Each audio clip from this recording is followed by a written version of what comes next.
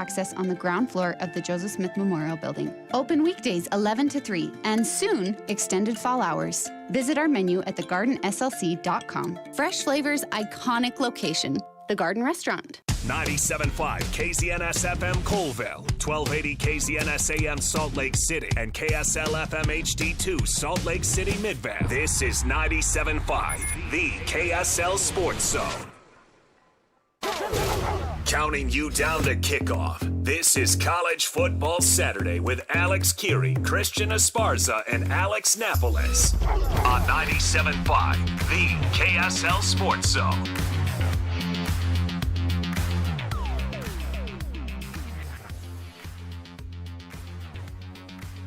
Welcome in, everybody. It's another awesome Saturday. You know what it is? It's a college football Saturday. That's where we are right now, bringing you the best of college football and the Week 9 that stands in front of us. If you guys can freaking believe it, after today, almost everybody in the country will be 2/3 of the way through their regular season. That's a punch in the gut. We look forward to it all year, and then suddenly we're 8-9 games in, and the college football season marches on. Absolutely, whether you're there or not. If your team sucks, it's still going and you're still losing. If your team's good, you hope to ride that wave. We're riding the wave of being in the studio talking college football all week, and we're, of course, bringing it to you today with a College Football Saturday. Alex Kirry here in studio. Alex Napoles next to me in studio. In front of me in studio, also Christian Esparza, our producer today is Parker, and we're just getting ready for some college football. Hey, fellas. There's been a lot to talk about this week. There is a lot to talk about. And there's a lot of downloads that we kind of have to give one another as we get into these shows. And so we're into week 9, I guess, technically. We're into week 9. Everybody's playing their 8th game of the season so far. Has the season lived up to your expectations? What has been the most wild thing that has just absolutely blown you away? I did not expect that in college football this season. BYU still being undefeated. Pretty wild. Easy answer there. It's pretty crazy. And, looking at the rivalry game that we saw last week, it's always an unknown what's going to happen there. So I'm not shocked that BYU won that game, even though I think everybody was picking Utah to win. But yeah, BYU won that game, and they're 7-0, and they're rolling, man. And we're going to get into them here in a second. Obviously, we're going to talk some Cougs ahead of their matchup at Iowa State, but they are looking really, really good. I think locally that's probably the biggest surprise, because I think when you lose Jake Retzlaff and the whole quarterback situation happens, right, and then you have to rely on McKay Holstead and Bear Bachmeier, there's doubts, there's concerns, right, if BYU can meet the levels and reach the levels that they were last season. But so far, I mean, they've passed every single test. They're 7-0, they're undefeated, and now they're heading into a tough game against Iowa State. It is a tough one. I don't know exactly what to think about it, to be honest, because every week we just get kind of you sort of have to reintroduce yourself, I feel like, to this BYU team every week a little bit, right? Where you go, okay, this is what they do. I was thinking a lot about this game today because of how much we cover this game, and are they doing all their picks right now? Game Day's doing all their picks, and so far it's 4 for 4 for BYU. That's never great. Yeah. Somebody's got to turn that thing orange or yellow and red, and it just all sits on Kirk Herbstreit. Even Nate Bargatze. I love when they bring comedians on here and they're all, do you watch football? I'm like, yeah, this week I did. yeah, I read some stuff. I had some people write some takes down for me on these teams. I don't know how this one's going to go, but I do think that BYU being 11th and being the underdog is kind of interesting. I think there are two things at play here, right? They want to try to draw Christian Esparza in to make a couple bets here and there. I don't know. They do try to tempt you with that. But BYU's been an underdog in a handful and actually 5 out of their 8 games this year, they've been underdogs, which is wild because they're 11th in the country, as Kansas State fumbled the opening kickoff in the, what do they call this? The Sunflower Showdown, Kansas State in Lawrence. So right off the bat, a nice turnover. You work all week, and then that's what you deliver to us is a fumble on the opening kickoff. The Big 12 is chaotic to me. Yes. That's going to be one thing that I've looked at, because BYU and Utah live in a world of chaos in this conference. And every week, this conference delivers, unfortunately, I think, too much parity.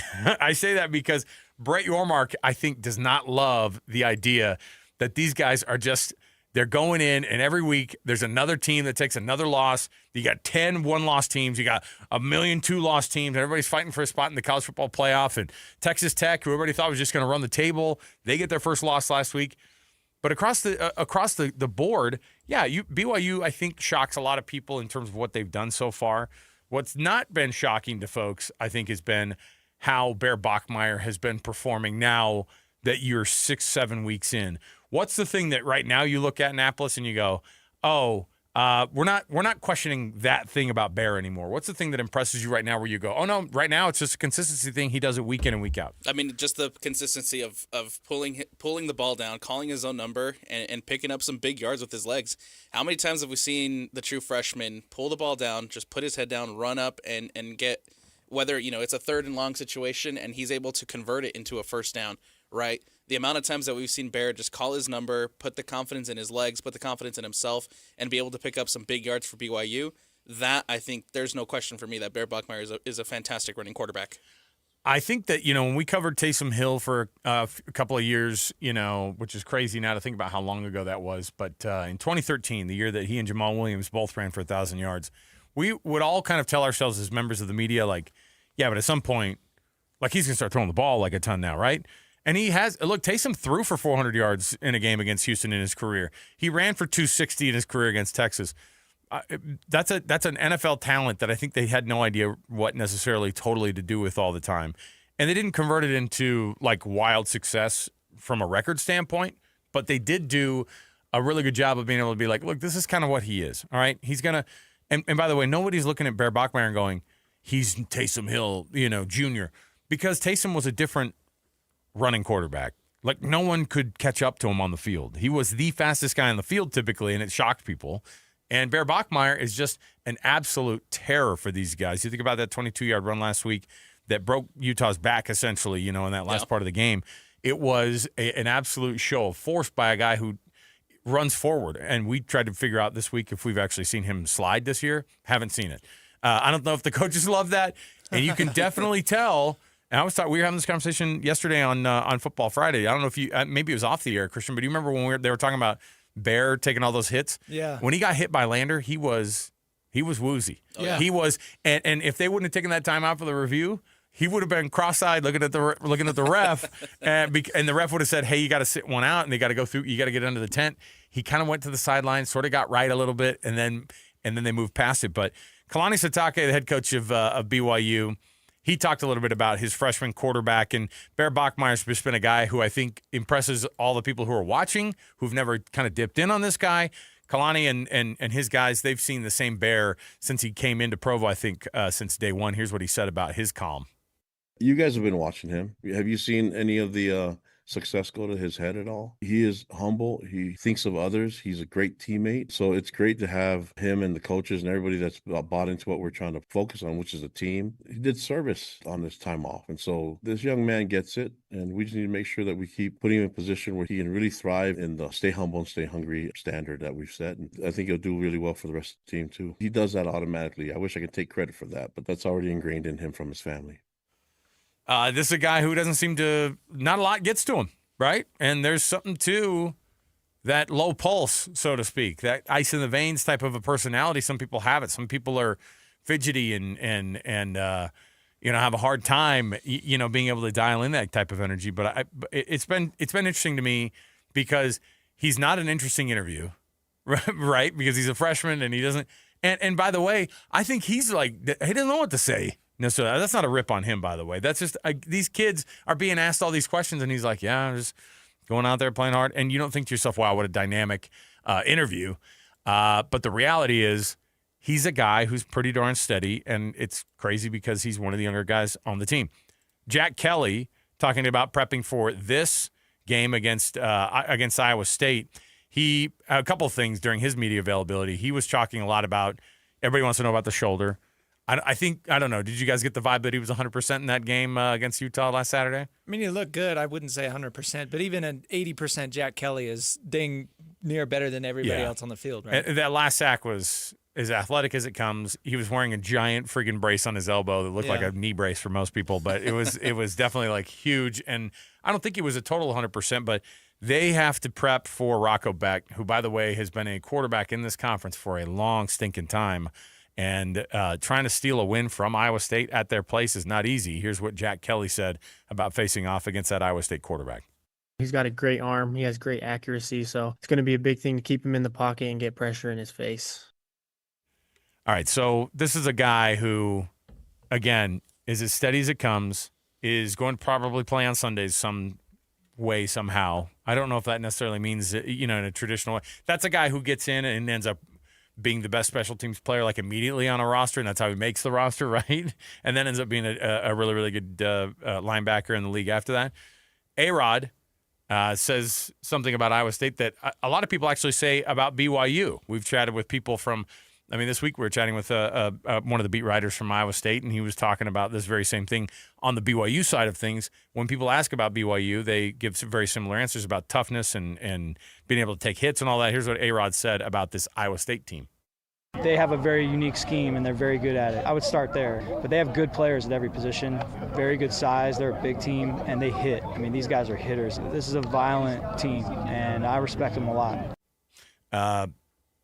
Got to respect your opponents. But there's this part of you that goes, are they going to do the letdown thing that they had from last year? And they've obviously been trying to stay ahead of that. I was mentioned in the first press conference. You're meaning BYU. Yes. They came in and they go, look, the letdown factor of that game last year against Utah that took everything out of them led to losing to a Kansas team at your home place that you had no business losing to on paper, right?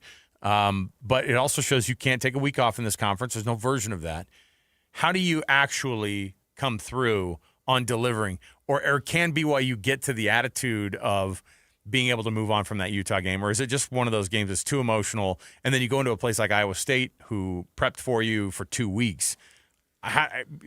Is there obviously the fear of the emotional letdown could be there, but do you think that Kalani and his guys, that's the next version of their leveled up version of BYU? I think that's something that me and Christian talked a lot about in the post game last week, was the fact that, what happened after the Utah game for BYU last year.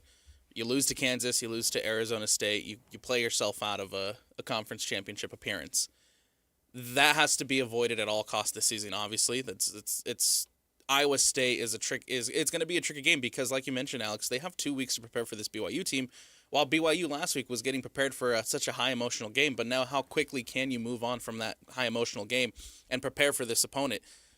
I think it helps out a lot when you have guys like Jack Kelly, like Isaiah Glasker, like Chase Roberts, Parker Kingston, LJ Martin, the list goes on, of everybody who came back from last season that went through that and experienced that and can help some of the newer guys, some of the guys like Bear Bachmeier, who can come in and help them move on from that game, right? Because they've been there. They hopefully learned from that experience and can now move on and take on this Iowa State team. I think that's going to be the absolute biggest thing for me in this game is BYU moved on from the emotions of last week. Well, and not only that, but then you look to, we just played that clip from Kalani Sitake talking about Bear Bachmeier and his mentality.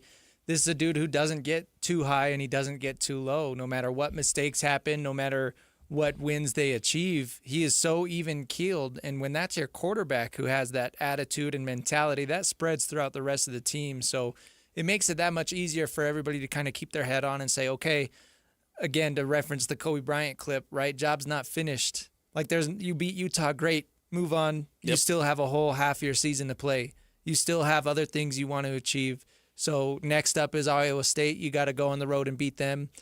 And that's all you can worry about. If you look at this team and Bear, everyone talks about Bear, and it's wild because LJ Martin is leading the conference, not just in rushing yards, but all-purpose yards. His rushing numbers, he's at 774, I think, for the year after those 7 games. So he's over 110 a game. And for BYU running backs, that's significant because it's just 100 yards a game, guys consistently with this team. When they have them, they're pretty darn good teams. You think of your Tyler Algiers and your Jamal Williamses and you go back as far as even the running back coach Harvey Unga. It's just like when you could get a guaranteed punch the ticket 110 yards on the ground and then another 27 through the air or more, then you're talking about a guy who. And by the way, have you ever seen a guy who leads the conference by more than 120 yards rushing at the top of this thing? That he's kind of an afterthought of the offense. I don't want to say it like it's a diss, but we don't talk about LJ Martin as much as I feel like we talk about Bear. Right. And Bear isn't throwing the football that much. But BYU's 13th in the country in rushing. They're second in the conference in their run game.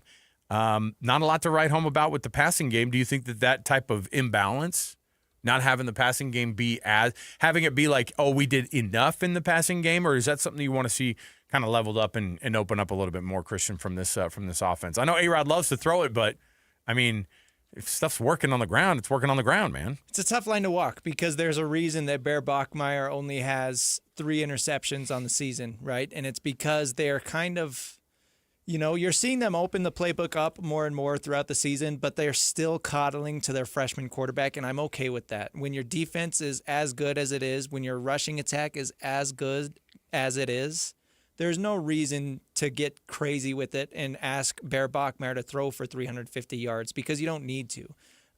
Now we have seen Bear make some really nice throws and make some really nice reads, and I actually do believe that he can if he's asked to. But you just don't want to risk it. When you're on as thin of ice as possible in this conference, I think that's the new style of BYU football, right? Win with your defense, win with your rushing attack. Don't turn the ball over. And right now that's working.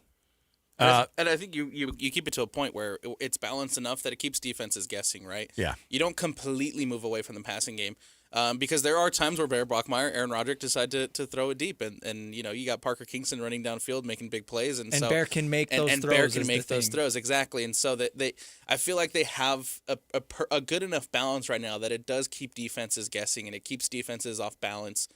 They're not necessarily heavily relying on that passing game, but they're able to make those big plays and those big chunk plays when needed. And so far it's been working for BYU. Iowa State's 2 best cornerbacks, Jontez Williams and Jeremiah Cooper. They tore ACLs and are out for the season within 5 days of one another, like a week and a half or like 2 weeks ago. One guy did it during practice, and then they're already down one of their best cover corners, and then their best cover corner tears his ACL against Arizona. So you have Williams and Cooper who are out, and then you say, okay, yeah, and listen, Iowa State has been so good at recruiting. Matt Campbell is so good at bringing in great defensive backs there. They've had great wide receivers and great defensive backs at Iowa State. They put guys in the first round of the NFL draft from those positions. And the question is do you have enough in the playbook if you're and does Bear have enough to go to that next level of being like what did he throw against Arizona? Was it which game did he throw for 340 in or whatever? Like 352. Maybe it was Colorado. But he's capable of throwing it. They'll let him do it. They'll open it up if they don't feel like they have it, right? And so the question is this a team that could do it? Virginia. Was it? That's right. Yeah. West Virginia. Does that count? You guys count that one? I would count it. I would count it. It counts as conference yardage. You got it. Yeah, No, for it. sure. But that's what I'm saying is like, and that's one of the worst passing defenses in the country, by the way. I don't know why I wouldn't have remembered that was the team he did against. But I will say that Iowa State opens up a possibility to get that passing game going a little bit, but they are a really good defensive team, and they can slow people down a lot. Now, what's crazy is that Colorado snuck up and got him, right? Colorado, I think none of us picked Colorado to win that game. At least any of us who were talking about it was like, this is not going to go Colorado's way. Prime had to have surgery this week, all that stuff. But Iowa State fell flat 2 games in a row. That happened to BYU last year. And this team beyond needs a bounce back. They are saving their possibility of any kind of semblance of a postseason that's more significant than just a Pop-Tarts Bowl, although the Pop-Tarts Bowl is a pretty good bowl. They're saving some semblance of trying to get themselves back to the conference championship game, which is where this team was and which is where Matt Campbell, I think, as a head coach, is good enough to take a team. And so the wounded animal thing's real. Iowa State is 2 losses in, coming off of a bye week, but they've lost 2 in a row, and losing at home for them it's an embarrassing thing. This is their home, man. Like they take it really seriously. I don't think this game's going to produce a ton of points. I think you're going to see a little bit of a knockdown drag out because you got 2 pretty darn good defenses, and these guys scheming against one another the way that they can. I know it's going to be a tough one. So I'm looking forward to it. Iowa State, if you're BYU fans, should probably scare you, though. And I think that's exactly why it is a scary game. It's the fact that they are coming into this game on a 2-game losing streak. They just had the bye. They had plenty of time to prepare for BYU and scheme up for BYU. Plus, you're on the road.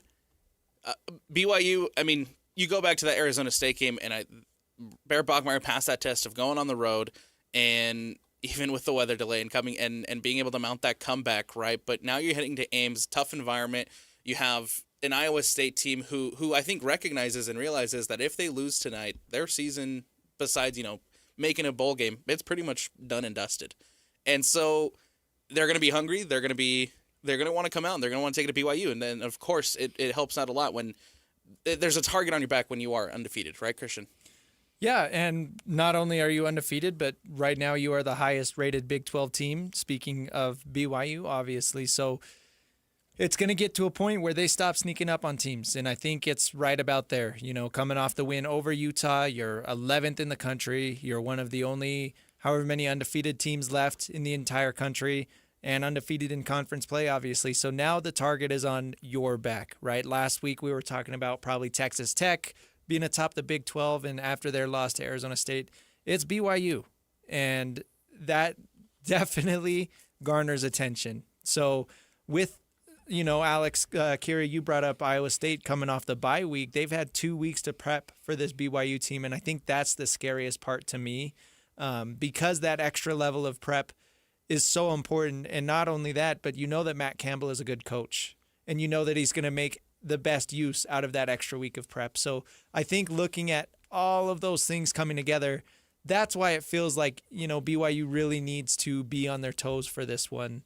It does feel like a perfect storm of coming off the emotional win, Iowa State having 2 weeks to prep. Like, you really got to be on your toes for this. So last year, for context, BYU had won after the Utah game. They were 9-0, which is a place that program and under Kalani Sitake had been like not at all.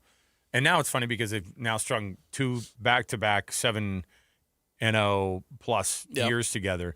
And I know that's not the thing where he's like, I'm just trying to keep this. The deal is that he knows they went 9-0 last year. They got to number 7 this very week, but it was 2 weeks ahead. But coming off the Utah game, they're number 7 in the country. They're undefeated.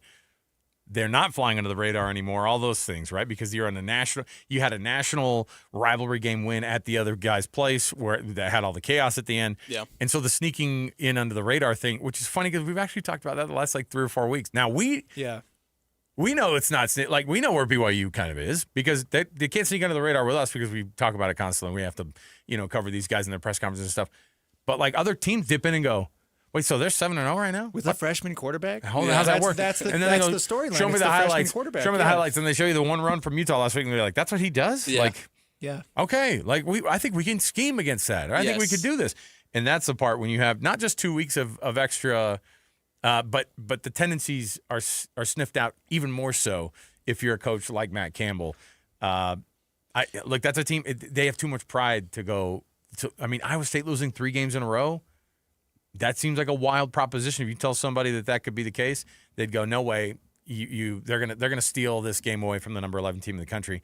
And I told you guys this before the show. I don't care what you say. People in their heads, and I don't think the players necessarily are like this, but we certainly think this way.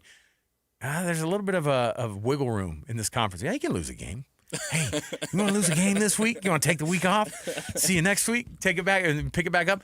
But everybody in the Big 12 keeps doing this. You keep getting high-ranked teams in the Big 12, and they all just keep losing to each other. It's a mess. Which is why it's so important for BYU to win today, because we keep talking about this brutal schedule that they're upcoming, right? And you want to stay head and shoulders above everybody else for as long as you possibly can. You can't fall into that mentality of, oh yeah, we can drop a game, because what if you lose to Cincinnati, right? What if you lose to TCU? What if you lose to one of these Texas to Tech, right? Yeah. You've got a brutal stretch of it does not get any easier after this. So you need to recognize that if you're BYU, it's so important to keep that 0 in the loss column today, because once the loss comes, then you worry about the losses stacking. And if you get to 2 losses in this conference, you're treading water. It's exactly what happened last year, right? There's Yeah. there's a little bit of a feeling of deja vu of kind of where we were after that Utah game last season, right? Yeah. There is a little bit of a feeling of this feels very eerily Right. similar. So what'd you learn from last to where year? we were. Exactly. What'd you learn from last year to be able to figure it out to where it doesn't happen? Exactly, and I think that's going to be the biggest test for BYU tonight. What did you, and it helps out a lot. Like I said, when you have those leaders coming back from last season, learning from that experience and learning that loss to Kansas really puts you out of that conversation for that championship game. And so how do you manage those emotions from beating Utah and coming now on the road to Iowa State, knowing too that you have Texas Tech in 2 weeks, knowing that you have TCU, and knowing they have Cincinnati down the road. But that's a good point that you say 2 weeks.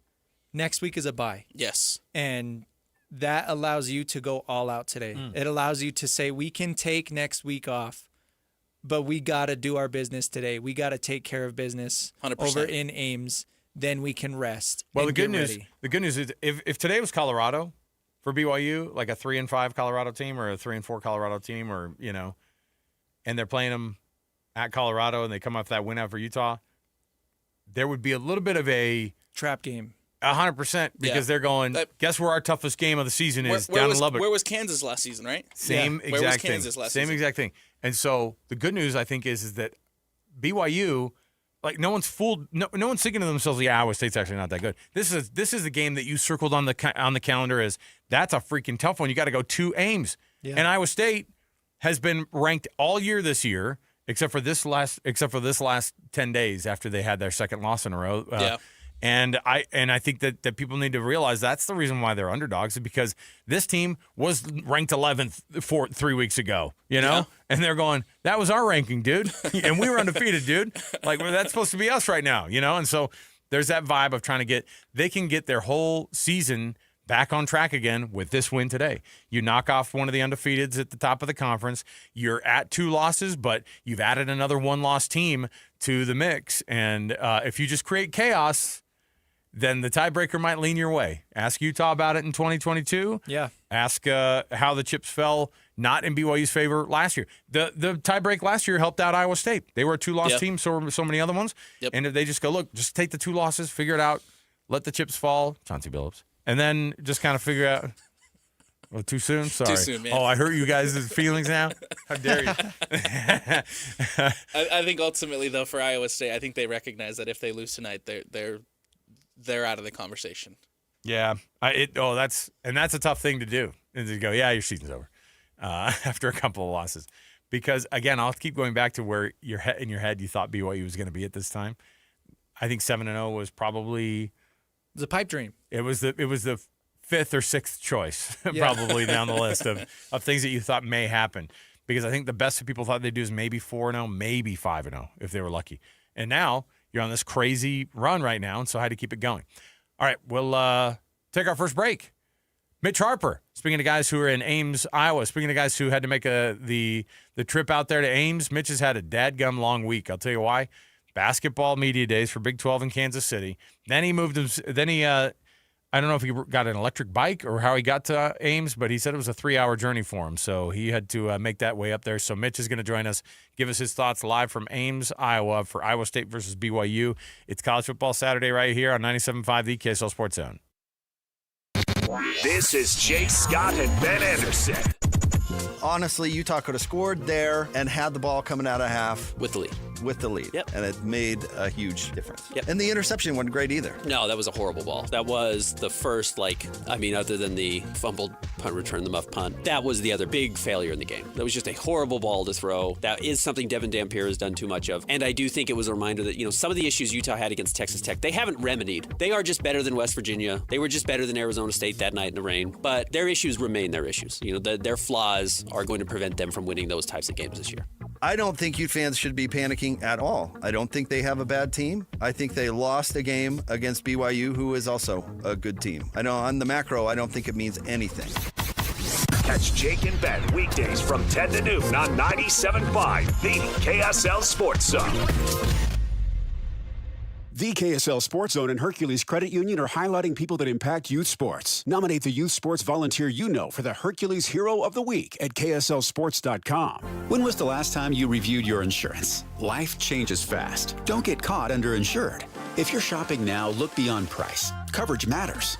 Farmers Insurance gives you personalized protection with local agents who live near you and peace of mind backed by financial strength. Avoid common mistakes like low liability limits or forgetting to update policies. Call or text Farmers Insurance agent Mason Crapo today at 801-683-3668 for a free quote, because the right coverage makes all the difference.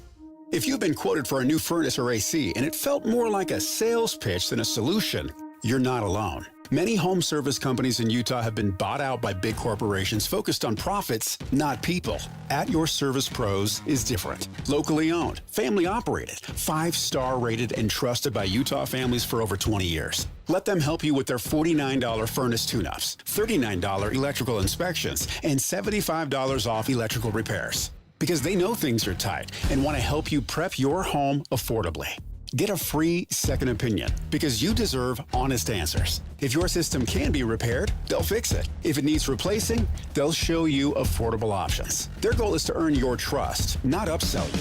Let At Your Service Pros be your pro and go-to for heating, air, plumbing, and electrical. Call 801-YOUR-PRO or online at atyourservicepros.com. At Your Service Pros, 801-YOUR-PRO. The changing temps and colorful leaves means fall's in the air. Take a mental break, becoming one with your thoughts and nature, starting in Cedar City. Lighten your heart and clear your mind with a short drive to enjoy not one, but 4 scenic highways, connecting you to nothing but an open canvas of color. Vibrant shades of red rocks, amber leaves, clear blue skies, and endless shades of emerald green and cedar breaks in Dixie National Forest. Cedar City is nature's backdrop, where the forest actually does meet the trees. The journey isn't about getting there, it's about being there. Being on a hike, mountain biking, or OHVing, with eyes and jaws wide open to scenic views. Cedar City also harvests the best events, charming organic farmers markets, promising the best pumpkin patches and hay mazes in the West. Plus the Sheep Parade down Main, October 25th. For the fall color reports, activities, eateries, and more, log on to visitcedarcity.com. That's visitcedarcity.com. Alpine Home Medical, we bring wellness home. Hey folks, it's Jay Broadbent here with Alpine Home Medical, celebrating 28 years of keeping Utah and Idaho comfortable and at home. Back in '97, I started with a truck, a dream, and a lot more hair. Today, we've got 11 stores from Idaho Falls to St. George. From the moment you step into our clean, welcoming showrooms, you'll feel the Alpine difference. Our team will be there to listen and guide you to the best solutions for your needs. We believe that the right equipment can transform lives. We're honored to be a part of your healthcare journey and to help you live the life you deserve. Visit us online at alpinehomemedical.com. That's alpinehomemedical.com. Alpine Home Medical, we bring wellness home. Hey, Utah! Are you ready for the Utah Mammoth to hit the ice? From game-winning goals to behind-the-scenes moments, Mammoth Plus brings the action to you all season long. Whether you're at home, on the go, or in the stands, don't miss a single shift. Visit UtahMammothPlus.com and start streaming today. That's UtahMammothPlus.com. Every game, every goal, live on Mammoth Plus.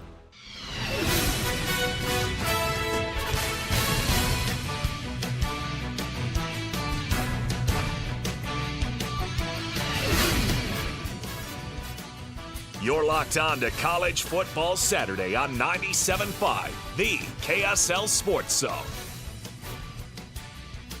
College Football Saturday, 97.5, the KSL Sports Zone. I'm Christian Esparza, joined by Alex Kirry and Alex Napoles. Time for a quick scoreboard update before we get to Mitch Harper. Number 2, Indiana leads UCLA, the Golden Child, 7-0 halfway through the first quarter. Syracuse is tied with number 7 Georgia Tech 3-3. 6 minutes left in the first quarter there. Number 8 Ole Miss is up 10-3 over number 13 Oklahoma. And number 16 Virginia is up 3-0 over North Carolina.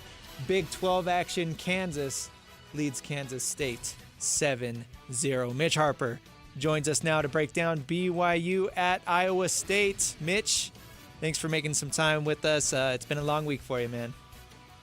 Coming to you live from a typical Midwestern day. Cloudy skies, a little dreary, drinking some soda pop, some crock pops. Feel like a Midwesterner, but it should be a really good football game between BYU and Iowa State today. And you know, the scene here in Ames, pretty cool. There a lot of tailgating. The media parking is right by all the RVs here at Iowa State, and probably one of the best tailgate lots I've seen in the Big 12 travels. These people started to pack it in last night for homecoming, so this should be a pretty energized crowd here for the Cyclones, who haven't had a home game here in Ames in about a month. Yeah, Mitch, we don't call it. It's not even like a casserole, like we have casseroles. Sometimes we'll even fake a casserole being a quote-unquote salad. In the Midwest, of course, it's the hot dish. And the hot dish, I was just reading, because I'm a weirdo, I'm reading about foods and stuff like that, and they're like, and if you're in Iowa, you got to get a taco pizza from Happy Joe's. I was like, no. Or the hot beef sundae, which sounds like actually almost sounds like an insult on somebody. So yeah, I don't know if we're all signing up to go to get the food at Iowa, but Ames is a weird place. One, because it's a place that I don't know if BYU's ever played in Ames at all. They certainly haven't ever beaten Iowa State ever in their history of not playing very many games, of course, but this is a weird place. People go and lose football games in Ames all the time, and a lot of that has to do with the fact that Matt Campbell is a really darn good coach. He's probably already the best in their history so far. No question, and yeah, it's first visit to Ames for BYU since 1974. You got to go back to Lavelle Edwards and Earl Bruce, two iconic coaches, the last time these two teams faced off in Ames, and I think now it's, you know, two iconic coaches for these programs with Kalani and Matt Campbell, and both of them have obviously tremendous respect for each other. I mean, any game that Kalani's in, it's just kind of a love fest between the coaches, it seems like, any given week. But I do think it's real. I mean, even at Big 12 spring meetings back in May, you could see Kalani and Matt Campbell interacting. There's a real healthy respect between these guys, and they run, you know, similar programs where they want to establish the physicality, win the turnover margin, and establish a ground attack. And both teams feel like they're doing that right now. And I think BYU, there's reason for optimism because they thrive in these underdog spots. And when you have a reliable ground attack like they do with LJ Martin, it's a nice luxury for BYU. I'm really curious to see what type of workload he gets. LJ Martin today, can they continue going, 25 carries with him, 22 to 25? That feels like a lot, but, it's almost required because the way this team's built, and I think Bear Bachmeier's still kind of evolving as a passer. So they got to rely on LJ, and he's got to be good once again for BYU to win this thing. Mitch, is that the key to LJ Martin's success, is to just keep feeding him the ball? I mean, he's a very violent, aggressive, powerful runner, so it seems like for him to be at his best, I mean, he's got to get a pretty healthy amount of touches. Definitely, and I think that also what's been impressive with LJ is he just has had an ability to, get upfield and get positive yardage. I think back to 2 years ago when he was a freshman and they kind of came out here to a similar Midwest spot in Lawrence, Kansas, and that was their first Big 12 game. And, BYU was in so many 3rd and 9s, 3rd and 11s. This year you've seen BYU in so many 3rd and manageables. Now, last week against Utah, they struggled on 3rd down conversions, a little bit kind of an outlier of sorts with this season, but they've been a lot of 3rd and manageables, and a lot of that is because of LJ Martin, how he gets positive yardage more times than not. So the volume for sprint, and it's a fine line for BYU because I still don't believe that they've got a proven guy behind him without Sione Moa. So it's a case of you don't want to wear him completely down because you don't have many other options. But the nice thing is that Bear Bachmeier has become a reliable, probably 10 carry a week guy for BYU, and he's probably going to get that as well with that quarterback draw game, which has been highly successful.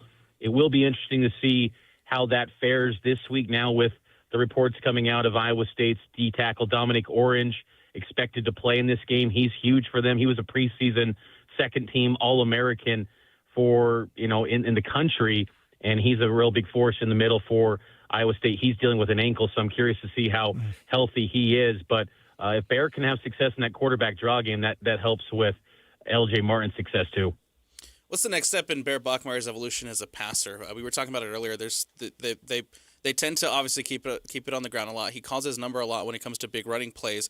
But in order to stay balanced, you got to continue to air it out. What's Bear's next evolution as a passer? I think, just continue to have a high level of accuracy on those passes, and I think he's done a pretty good job so far. He's just not being asked to pass the ball much. I do think, though, what's nice for BYU is that they do have receivers that have shown to be, explosive playmakers potentially in the receiving game with Chase Roberts and Parker Kingston and even Cody Hagan to a lesser degree. A lot of speed at receiver. Not much depth right now, at least in terms of what Fesi Sitake's trotting out there. But, they got receivers that they feel can make explosive plays happen, even with, a quick screen pass from Bear Bachmeier. But I just think that he's staying within the offense. He's not stretching himself. What's been so impressive with Bear is, in these spots where he gets down against Arizona, against Utah when it's 14-10, you think he's going to start panicking and starting to make ill-advised throws. He didn't do that.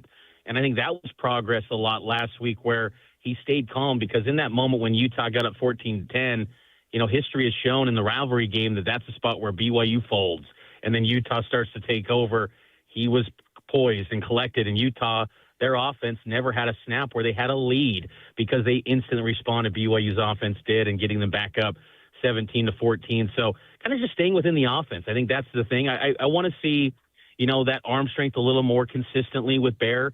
I think that's something I still have a little bit of reservations about, but I think what's helped him is that, again, he can have a, quick, 10-yard pass, and, Parker Kingston's able to take it 75 yards or Chase a few weeks ago, 85 yards. That's a nice luxury for Bear, and they got to have some chunk yardage plays today. Mitch, obviously lots of talk about whether or not, certain guys, and this is the time of year that you do it, right? I mean, we were talking about how wild it is that BYU plays this game today, and most of the teams across college football play their 8th game today, which is 2/3 of the way through the season. So injuries are big, it's talked about a lot.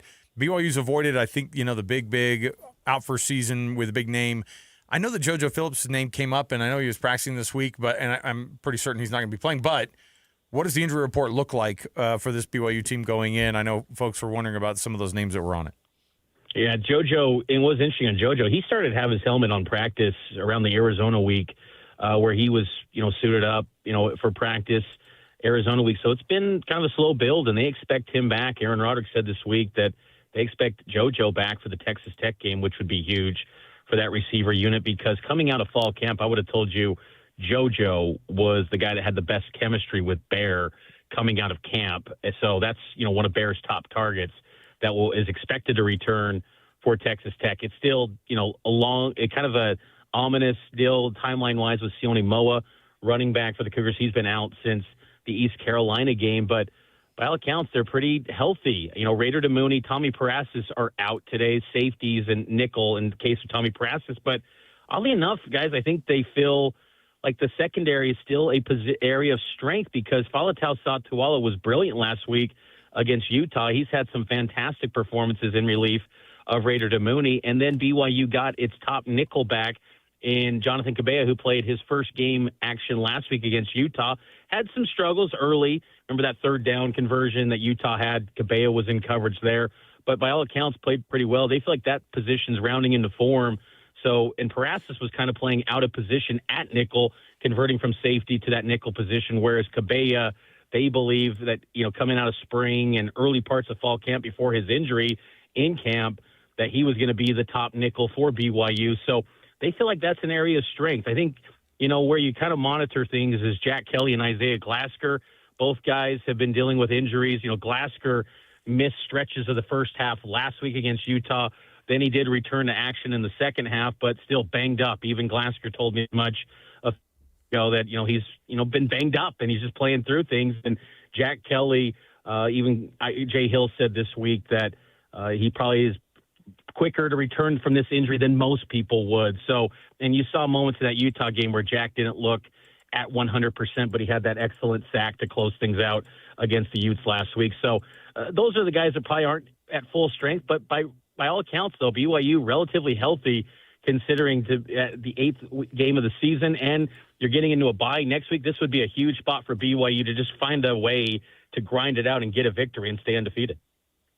Speaking of injury reports, Mitch, Iowa State's is long and extensive. If you're BYU, it's easy to look at that and kind of maybe get ahead of yourself a little bit. But at the same time, you got to realize that this is a big game, right? You can't drop this one, especially coming off of the emotional win over Utah. So if you are the BYU Cougars, how do you kind of keep yourself on track today?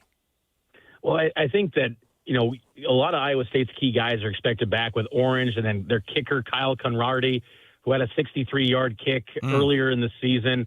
He's expected back. He's missed the last few weeks, so he's a weapon for Iowa State. And then Carson Hansen's expected back at running back. And Abu Sama in relief of Hansen at running back. BYU fans know his name all too well. He had one of his best games against BYU 2 years ago. He had a 177-yard performance against Colorado. So Sama is kind of trending up, and then you get Hansen too. So Iowa State's feeling like, they're kind of, even though the list is long, and those availability reports could also factor in suspensions, could factor in academics. It's not just solely injuries. There could be a variety of things that go into all of those reports.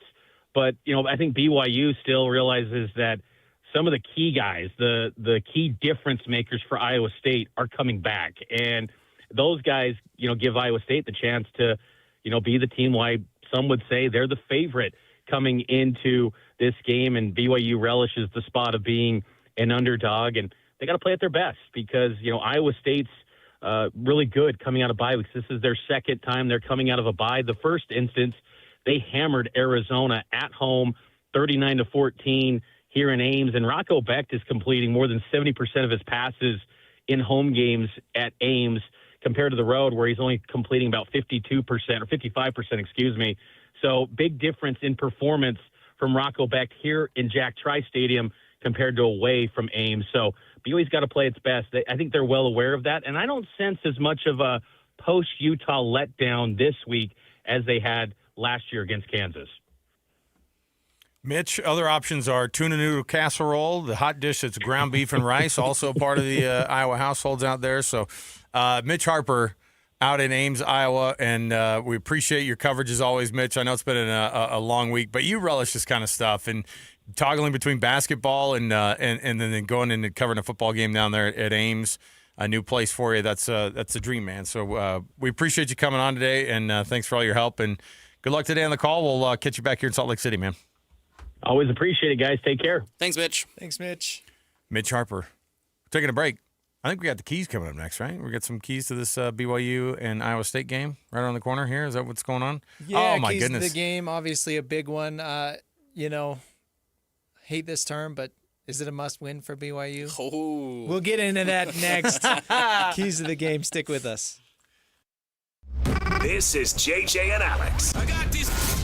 So let's talk about this Utah Jazz. I was shocked how this thing went down. Watching them be up 43-19, I remember being like, all right, well, this won't last. 78 first-half points against the Clippers. This won't last. That's what I told myself. Well, this isn't going to last. Not only did it last, they maintained that the entire rest of the game, the entire rest of the way, even ballooning it up to 37 points. You don't think Walker Kessler deserves a big, fat contract? You're wrong. You saw a highly motivated, very energetic, very active Walker Kessler. 7 of 7 from the field. Yep. 9 rebounds, 4 assists, 2 steals, 4 blocks.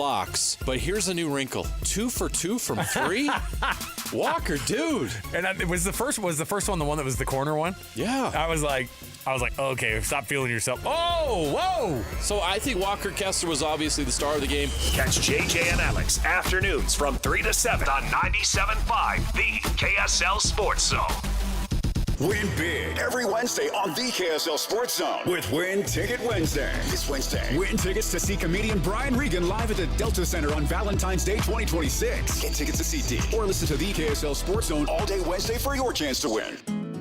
At Peach Windows and Doors, they help homeowners stay in the homes they love while upgrading to the elegance, efficiency, and natural light of today. With hundreds of 5-star Google reviews, their clients know Peach Windows and Doors deliver what they promise. I wanted to replace standard-sized French doors with a large custom sliding door. The update required checking a weight-bearing wall. Plus, I wanted a couple of different styles of windows. The new sliding door created a much brighter and open look. Peach was so helpful along the way with recommendations and ideas, and the installers were efficient and respectful of my space. I was thrilled with Peach Windows and Doors. Give your $1 million home the $1 million feel it deserves. Don't wait on that someday project. Visit Peach Windows and Doors Salt Lake Showroom. Schedule a free in-home visit. You can also explore at peachwindowsanddoors.com or just call them at 801-566-1255. Peach Windows and Doors, where amazing home transformations begin. Remember when they used to ask, what do you want to be when you grow up? At Bank of America, we ask every day, what would you like the power to do?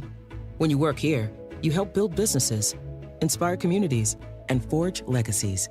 And now we've raised our U.S. minimum wage to $25 an hour. So the opportunity to do more also comes with competitive pay. Learn more at bankofamerica.com/25. Bank of America, proud to be an equal opportunity employer. Ryan Reynolds here from Mint Mobile.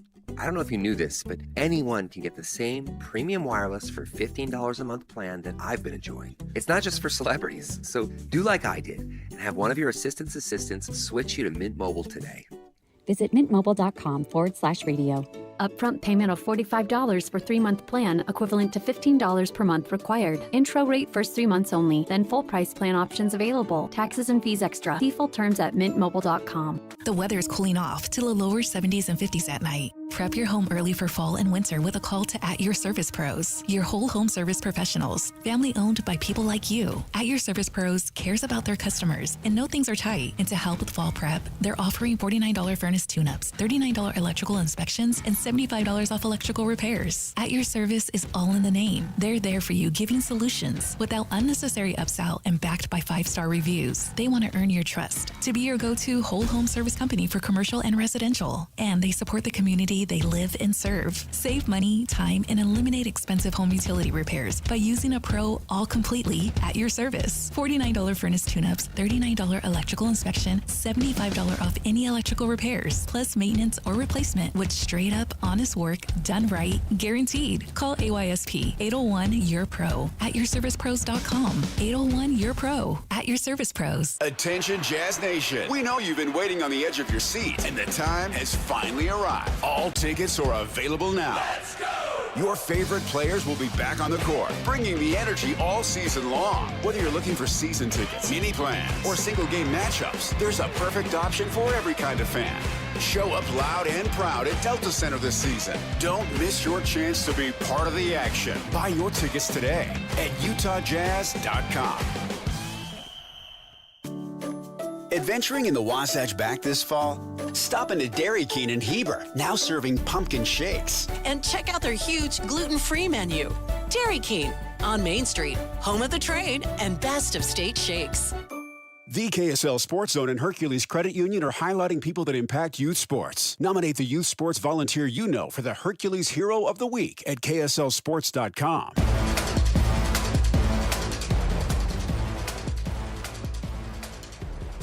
This is College Football Saturday on 97.5, the KSL Sports Zone.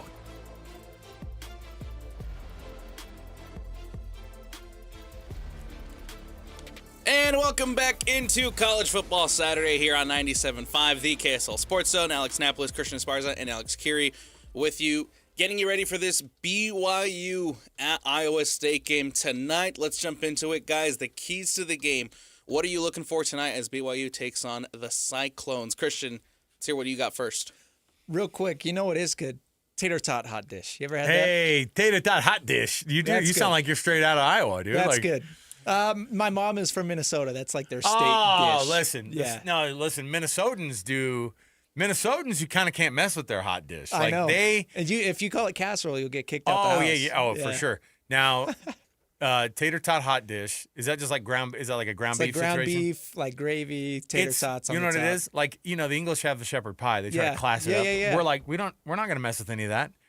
Welcome Give me a to crispy America. tater tot on top. Yeah, come on, man. I don't need this like mashed potato stuff. So yeah, the hot tuna noodle I could with the peas. I don't need any of that noise. No, hold it. Anyway, Keys to the game. Keys to the game. Keys to the game is keep the tuna noodle casserole down after you had it this morning for breakfast, BYU. Come on. I'm going to keep it with Bear. Only 3 interceptions on the season, right? And he just got done playing a tough Utah defense that we weren't quite sure how he would perform against them with the rivalry game. But he played a really clean game, and then he had his longest run of the season on the 22-yard touchdown run. I'm going to say, no turnovers today for Bear Bachmeier because we know how tough, how physical Iowa State is. They're going to be coming in, ripping at that football. They're going to be trying to force the interceptions. So clean game today from Bear. I guarantee they watch that film. You're exactly right. Like, hey, it's not that he carries it wild either. I was telling you yesterday, I was watching him run that 22-yard run in, and as soon as he made a couple moves at the line, he had it tucked high and tight, And he has a habit of going like this. And then as soon as he was like, all right, now we're getting into traffic, he's like, I'm going to go into full safety mode. Yep. So he was just fully anticipating, I'm going to run into these guys. They'll take me down.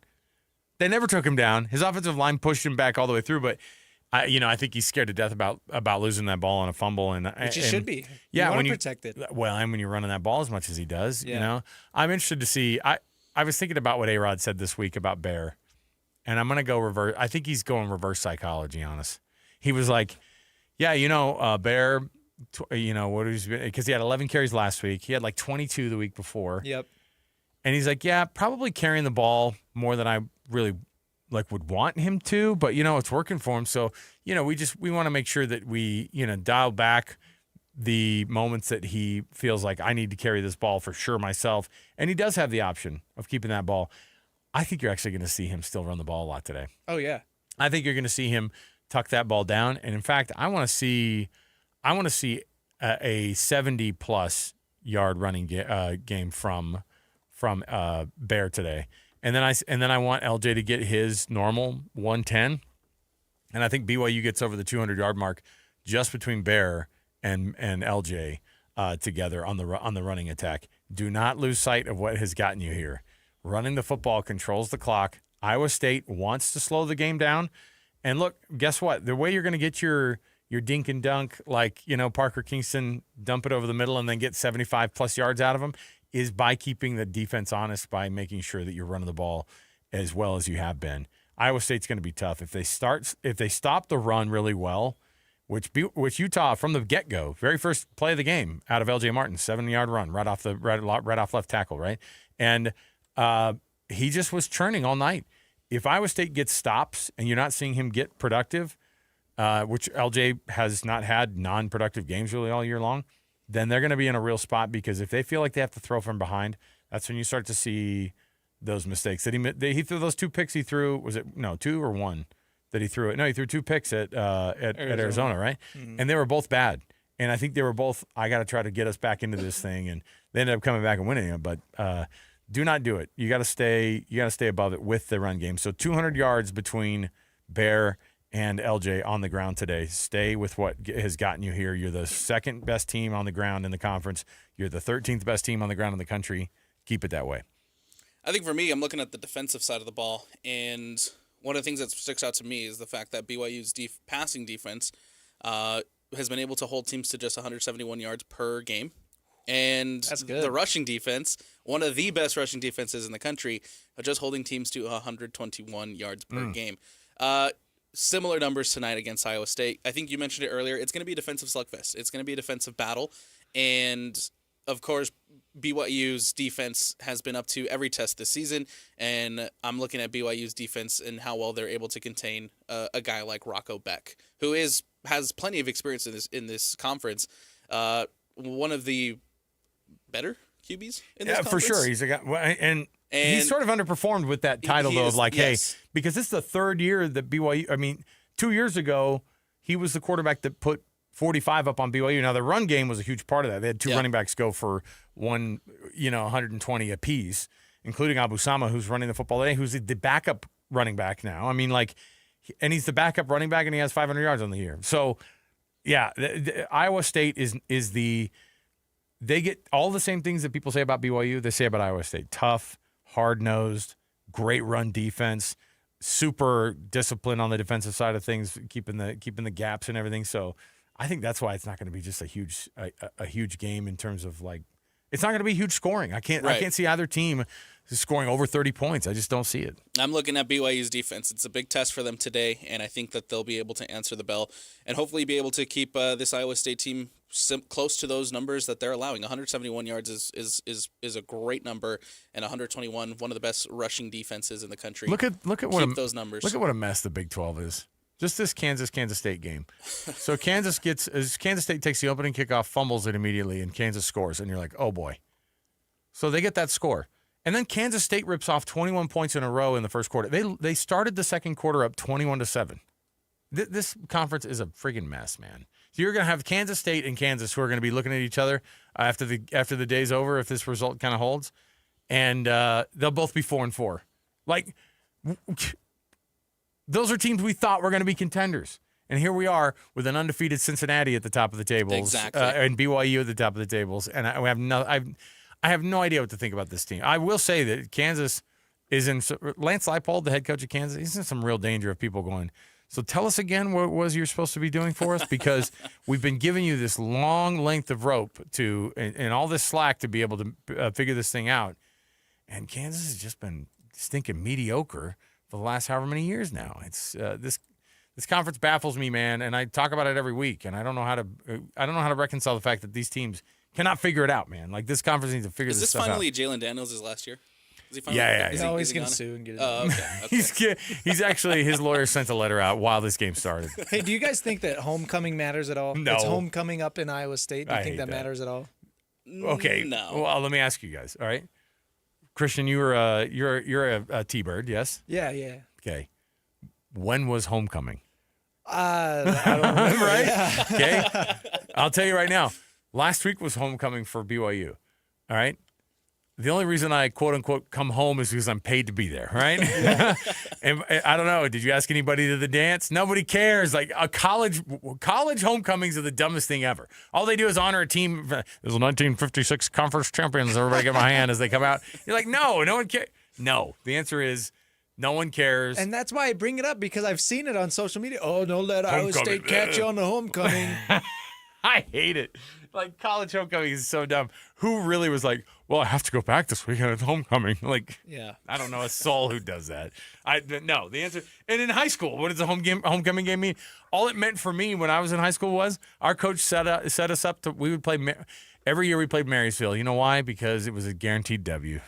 Our coach was like, play Marysville again today. Let's get this going. That's what you did on your homecomings. No one cared if it was actually homecoming or not. So I think it's funny that we still even market it that way. We played Hillcrest and Cypress because they were. Those would be guaranteed dubs. Guaranteed dubs, dude. Yeah. Even for Kearns. Sorry. Hey. Slide at the Cougars there. All right. Hey, we're going to take a break here. Hey, do not forget that immediately following the conclusion of the BYU and Iowa State game tonight, you can catch the postgame show immediately following the game with Christian Esparza and Jake Hatch, who will be joining him on air, and it will be live streamed on YouTube, X, Facebook, and KSLSports.com. Again, that is immediately following the conclusion of BYU at Iowa State. We'll take a break here. When we come back, we'll jump into Utah as they welcome the Buffaloes of Colorado to Rice-Eccles Stadium tonight at 8:15. That's on the other side here on College Football Saturday, 97.5, the KSL Sports Zone. Whether you're stuck in the office, I believe you have my stapler, in your car, or at your in-laws. You want a piece of me? You bet I do. The Zone is with you every step of the way. Download the KSL Sports app to get live streaming of your favorite shows and access to all the latest updates on your favorite teams. Your home for the best coverage of the Utes, Cougars, Jazz, and Mammoth is on air, online, and on the KSL Sports app. This is 97.5, the KSL Sports Zone. Make game day yours with the Utah Mammoth app. Get your tickets, order food and drinks without leaving your seat, track live stats, and stream every game with Mammoth Plus, all in one place. It's the ultimate game day essential, designed for Mammoth fans. Stay connected to your hometown team and never miss a moment. Download the Utah Mammoth app today on iPhone and Android. Turn on push notifications and make every day game day. Tusks up. Alpine Home Medical, we bring wellness home. Hi, I'm Jay Broadbent from Alpine Home Medical. and I'm humbled to win Utah's Best of State for 2025 for the 15th year in a row. After 28 years, we're all about you. Over 1,700 5-star Google reviews and a 4.8 customer satisfaction score to prove it. We'll keep working hard for you. I've spent this year advocating with lawmakers for better Medicare reimbursement, ensuring you always have the best access to medical supplies you need. From Idaho Falls to St. George, our 11 stores are your home for comfort. When you hear Alpine Home Medical, think of that best of state experience every single time. Visit us online at alpinehomemedical.com. That's alpinehomemedical.com. Alpine Home Medical, we bring wellness home. Every time I turn around, my friends at Pure Talk give me one more reason to feel good about switching. This month, for instance, they're supporting Canines for Warriors, a terrific organization that trains rescue dogs and then pairs them up with combat veterans struggling with PTSD. The result? They're saving lives on both ends of the leash. This is why I switched to Pure Talk. I like being in business with an American wireless company who shares my values. Yeah, I appreciate unlimited talk, text, and plenty of 5G data for just $25 a month, and I bet you will too. But I think you'll really appreciate doing business with a company who gives back to the men and women who volunteered to defend our country. Just dial pound 250, say micro. With Pure Talk's U.S. customer service team, you can switch in as little as 10 minutes. Again, dial pound 250, say micro, to switch to an American wireless company who actually stands for something. Pure Talk. You do countless things without a second thought to protect your family and home. Every time you're in the car, you buckle your seatbelt. Before the next load of laundry, you remove the dryer lint. When you head out, you always lock your doors. And one simple task, done far less often, can protect your family and home this winter. Schedule a furnace inspection by a certified heating contractor to check for safety and efficiency. A friendly reminder from Enbridge Gas. The changing temps and colorful leaves means fall's in the air. Take a mental break, becoming one with your thoughts and nature, starting in Cedar City. Lighten your heart and clear your mind with a short drive to enjoy not one, but 4 scenic highways, connecting you to nothing but an open canvas of color. Vibrant shades of red rocks, amber leaves, clear blue skies, and endless shades of emerald green and cedar breaks and Dixie National Forest. Cedar City is nature's backdrop, where the forest actually does meet the trees. The journey isn't about getting there, it's about being there. Being on a hike, mountain biking, or OHVing, with eyes and jaws wide open to scenic views.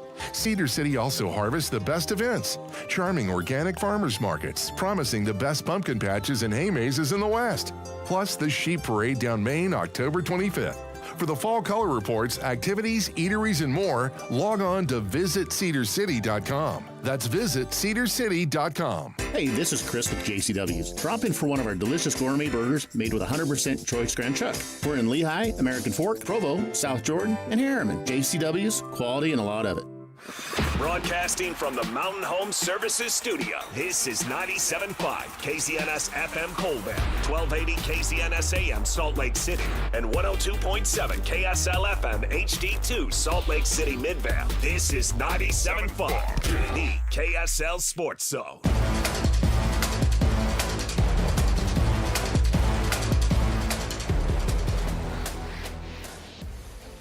You're locked on to College Football Saturday on 97.5, the KSL Sports Zone. All right, welcome back, everybody. It is College Football Saturday. Thanks for being with us today. Alex Kirry, Christian Esparza, Alex Napoles, taking you all the way up until noon, getting you ready for all the local games that are right here in front of us and getting you also up to speed on what's going on from the national perspective. A lot of little numbers next to a lot of matchups today, including Oklahoma right now playing host to Ole Miss. Ole Miss is up 12-10 now after a safety that they just got, and they've got the football. Chambliss is a decent little quarterback. That sounded insulting. Yeah, hey, that's nice. You pick up the pieces where Jackson Dart turned cute out. little quarterback. That's you nice got for there. you. That's nice. You guys got a touchdown out of him. That's cool. Yeah. So you got, and then Indiana, of course, rolling right now. Start of the second quarter, they're up 21-0 over the UCLA Bruins. What did you call that? You called it a nice little story earlier, right? That's a nice, and that was meant to be insulting. Yeah, Hey, yeah. that's a cute story. You guys start losing again, Cute you little story, weirdos. yeah. Well, they're posting the freaking offensive coordinator on all the win graphics. Like, what about the interim head coach? Who's the interim Oh, head coach? I thought it was the blonde dude. No. I thought it was No. Neuheisel. No, he's the OC. That's what I'm saying. But they fired the OC. That was why I thought. Nobody actually cares. Tim Skipper's getting hosed, man. Who's Tim Skipper? Tim Skipper is a fake name you just made up, Parker. That is. Oh, who's our coach? Oh no, he's in the back. Oh, Tim Skipper. It's like a Madden generated name. I know. Oh, okay. Yeah. Oh, yeah. Tim Skipper. Yeah, exactly. Non-existent coach. Tim Skipper. Where's his office? It's in the back. No, I can't let you back there. Yeah. No one's ever seen him. Locked. So instead, you've got Neuheisel's blonde-headed Neuheisel gets all son. the credit. Does Neuheisel do the post-game press conferences too? I don't know. I wouldn't be surprised. Tim He's on all Skipper the is graphics. definitely made up. No one has ever seen him. No one's ever seen. And UCLA is just slush funding that money and getting it ready for another coach who's going to come in and lose them a bunch of football games. So, yeah, no, I've got Tim Skipper, and then this is Craig Coach over here. This is our coaching staff. So, yeah, no, they're real people. Indiana, yes, 21-0 over UCLA, and inside the Big 12, Kansas State is up 21-7 on Kansas right now. So. Lots going on in the Big 12. We've got tons to get to today. Let's talk about this Utah game and how the letdown of a rivalry loss. The only way that you can really flush that thing out is with a win. They are emphasizing huge this week. The term, the bitter taste in the mouth, whatever you want to say, hard feelings or whatever. You have to flush all that stuff just to be able to get yourself to the spot where you can not just get yourself on track, but remember they beat Arizona State at home. What was it? 42-10 is that what the final ended up being? Yeah. That was an Arizona State team who was Sam Levitless, right? And the thing about this Colorado team is, I just don't think. I mean, not them stealing that win against Iowa State at home a couple weeks ago. I think it was one of those like they were so juiced for their coach type of a deals. You know what I mean? Like just they were so excited to win one for the Gipper, right? Like they were absolutely wanting to make sure it was an emotional win. They get the top 25 win, and Iowa State is the better football team, and yet they go into Colorado and they lose. I don't think that Colorado's anywhere near the better football team, and the question is going to be obviously at the quarterback spot. And I don't know what the best version of Utah is, a limping Devin Dampier or a Bird Ficklin who might provide a little bit more over the top when it comes to the passing side of the game. I'm not sure what you would want if you're a Utah fan this week. You just know that you have to put up a bunch of points, and you got to feel a lot better about beating up on Colorado. Use Colorado, beat those guys up. But how do you do it, and with whom are they going to do it at the quarterback spot? Regardless of who's in at QB, you have to put up a high-scoring performance like you saw the last time the Utes were at home.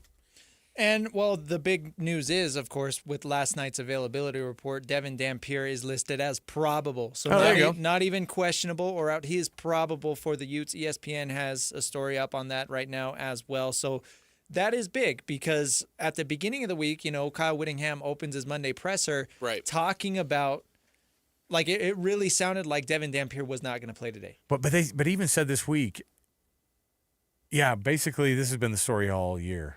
And then everyone went, ooh, right? Where he's been kind of half practicing. Right. Getting ready and just being so he's not banged up for the game on Saturday, which sounds like they were doing it again. Anybody who saw him last night, he was way hurt. Yeah, Witt plays injuries so close to the vest that it's odd to hear him talk about it unless the player's going to miss the week or the game. So for him to kind of bring up, oh, yeah, we might see Bird Ficklin against Colorado, it's like, wait. So Devin Dampier's not going to play. And so I was kind of preparing for that. Like, okay, we're going to see Bird Ficklin get his first start. So it's really interesting to me that Dampier has been able to progress to be listed as probable. Because, is he full go, though, do you think? Yeah, I'm like if he's listed as probable and he's ready for game time, do they just go, do your full thing, or they go, we're going to be kind of pulling punches here, and we're going to be doing the swap thing that you started to see in the second half with BYU and Bird coming in? Exactly. That's exactly what I was going to say. We saw it against BYU where when Bird was in, you knew they were going to run. It's not a great strategy. The QB run was coming, right? It was a Band-Aid. And when Devin Dampier was in, you knew the ball was going to be thrown. Yeah. I didn't like that approach because it kind of just telegraphed it to the BYU's defense of what you were going to do. Especially because Dampier's not a great passer. Like, that's the thing. Like, it would be completely different if Dampier was a really good throwing quarterback, but to be honest with you, he's not. So that strategy doesn't even make sense because there are already questions of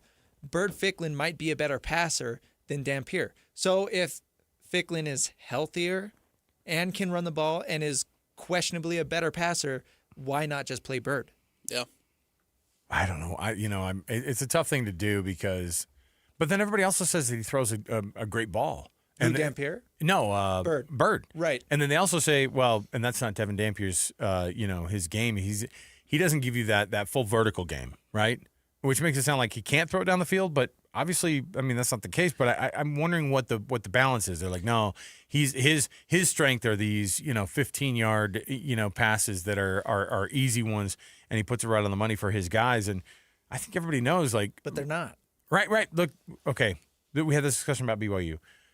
They're the number 2 running team in the conference, and stick with it. Guess who the number 1 rushing team in the conference is? Utah. It's Utah. So what are you going to do? But go away from that? You can't. Is that out of because Devin Dampier, because Daniel Bray, because Wayshawn Parker, because Nakai Rogers, because they're great runners? Or is it because we ran for a bunch of yards on accident? I don't know. Or is it because we actually can't throw the ball deep down the field because we don't have those threats. There's some of that. We don't have There's some of that. Receivers who can create separation to run down fields and make those big plays. Brian Davis has been fantastic, don't get me wrong, but what else do you have in the throwing game? Nothing. And I've been holding out for it all year, and it's like, okay, the 2 biggest games of the season, Texas Tech and BYU, when you needed to make those plays, you couldn't. Exactly. And that's when you're kind of hoping that the OC can pull these plays out and draw up something real nice to get the chunk plays when you needed it. And we just weren't able to see it. And, credit to Utah for still holding an amazing rushing attack when they are lacking so much in the passing game. And to your point, Kirry, it's working so well. Stick with it. Don't try and get too cute with it today. Don't try and overthink passing the football when you are built on running the football. If there's a coach that you don't have to tell him twice, it's Scott Whittingham, right? Where he just goes, no, this is our identity. And he loves that the identity is the thing. He likes the 2-to-1 run to throw ratio. He said that a bunch of times, right? So the challenge is going to be for Jason Beck to make sure that, but Devin Dampier, if he's not, just when that ankle got twisted, he was a shell of himself. Yeah. You were at the game and you tweeted like you watched him get up and limp off the sideline. I watched him the whole. I'm just like, when players foul out of games in college, they go right, left. Yeah. And then they go sit down, and then people go and they go back to action. I still watch the guy. I'm like, what? Are his feelings hurt? I want to see if his feelings are hurt.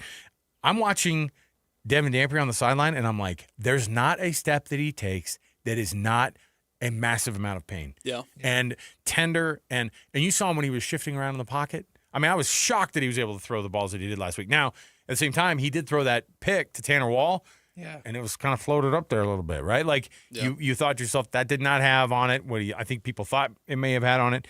He ended up throwing the ball 36 times, which is not his strength.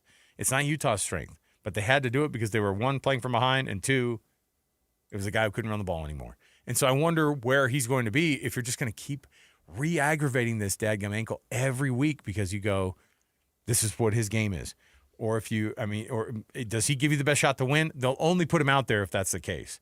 And so I would imagine that it's going to be the same game plan that we've seen all year long. A mix of passing and throwing, more running than passing. But I hope they do lean more on Wayshawn Parker and Nakai Rogers. And Daniel Bray. Daniel Bray. The jet sweepy stuff is going to be shut down. Like, I don't know. Colorado's not they the don't best. have the linebackers that BYU does. But BYU didn't sniff it out ever. Like they could never figure it out on those Daniel Bray sweeps. And so maybe he does, but at the same time, like that, it's a little bit of a gimmicky play. That's how he got all of his yards were these jet sweeps. Well, and it was a jet sweep option that, again, to your point, it only works if Devin Dampier is a threat to run the ball. I couldn't believe that BYU bit on the 59-yard touchdown. I'm like, if Dampier's like, ow, like of course he's not gonna. He's like handing it off. He's definitely not gonna keep it. And for some reason, his fake just still made a couple of people stick. So I don't know. I hate putting the same guy out there who keeps getting the same injury every week, it feels like. And then they keep him out for Monday and Tuesday practices, and then they hope for the best when the first availability reports come out. It's been a bad it has been a bad pattern this year, and Utah fans have already lived through it a little bit. Luckily, it's not like the full-on, injury, but it still tears at your heart because you're like, they haven't had a healthy quarterback in what seems like 5 years now. Yeah. You know what this reminds me of? It almost reminds me of the Sam Levitt situation, where obviously it came out all of a sudden that he was going to miss the Utah game, right? Arizona State kind of played it cautiously, sat Sam Levitt for that game. They took the L, and then the next week they go down and beat Texas Tech with a healthy Sam Levitt because he was able to take the week off. Next week, Utah plays Cincinnati. Oh. And that is a big game. And I almost wish that... Also at home, by the way, which is great. Also at home, Yeah. right, in Salt Lake City. So I almost wish that they would just play Dampier cautiously today. Utah is not Arizona State coming up to play Utah, right? They're playing Colorado today. This should be a winnable game with Bird Ficklin. I almost wish that you would just play it cautiously and sit Devin Dampier for today and get him as healthy as you can for next week against Cincinnati. But Right. I don't know. Maybe they feel like today it might be a tougher game than that. Maybe they feel like they need to go all out with Devin Dampier, and I guess that's what it looks like to me if they're going to risk him playing. But again, it's just a probable. Like we don't really know what that situation is going to look like.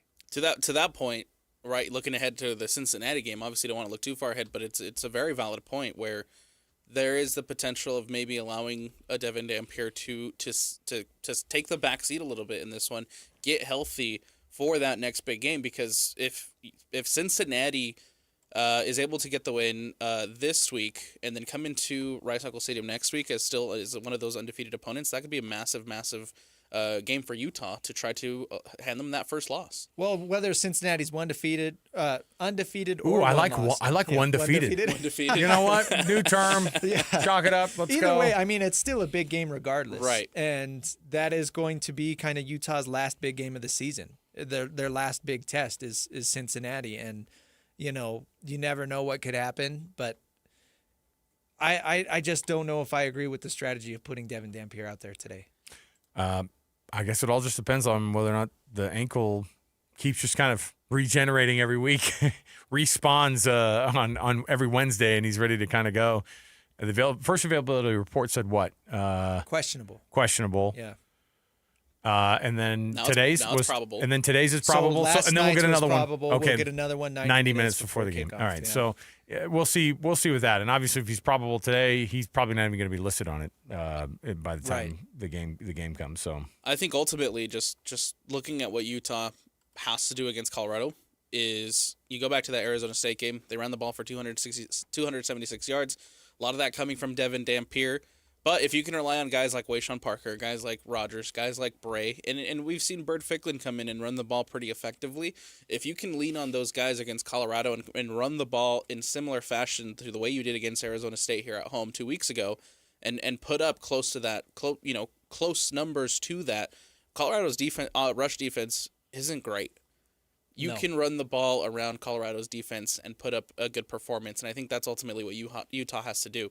You have to bounce back from that loss. You have to go out there and show a convincing performance against Colorado to set yourselves up in what should be a phenomenal game against Cincinnati next week. Hey, what was the deal with Nakari Rogers last week? Sorry to cut you off. No, that's a great question because One he had carry one for 2 carry. yards. is he listed as anything this week?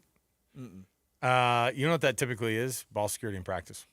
I thought the same thing. They go right like Kyle punishes guys for not being even Right. on the consistency side in practice. Like he just goes, if you're doing it in practice, you're not going to do it in the game. Like so.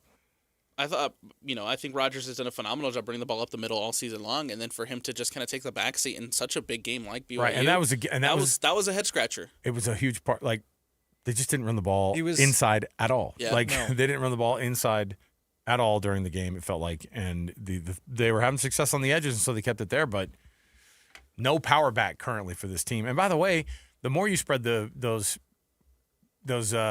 carries out, the less pressure you're going to put on your guy, like the one Right. whose ankle is killing you. Like it could take one hit, you know what I mean? One play, and he's going to be back to that limping status, and then you're doing the thing where you're going back and forth. So I get it. Like this is a game. What did we talk about too? They don't have a bye.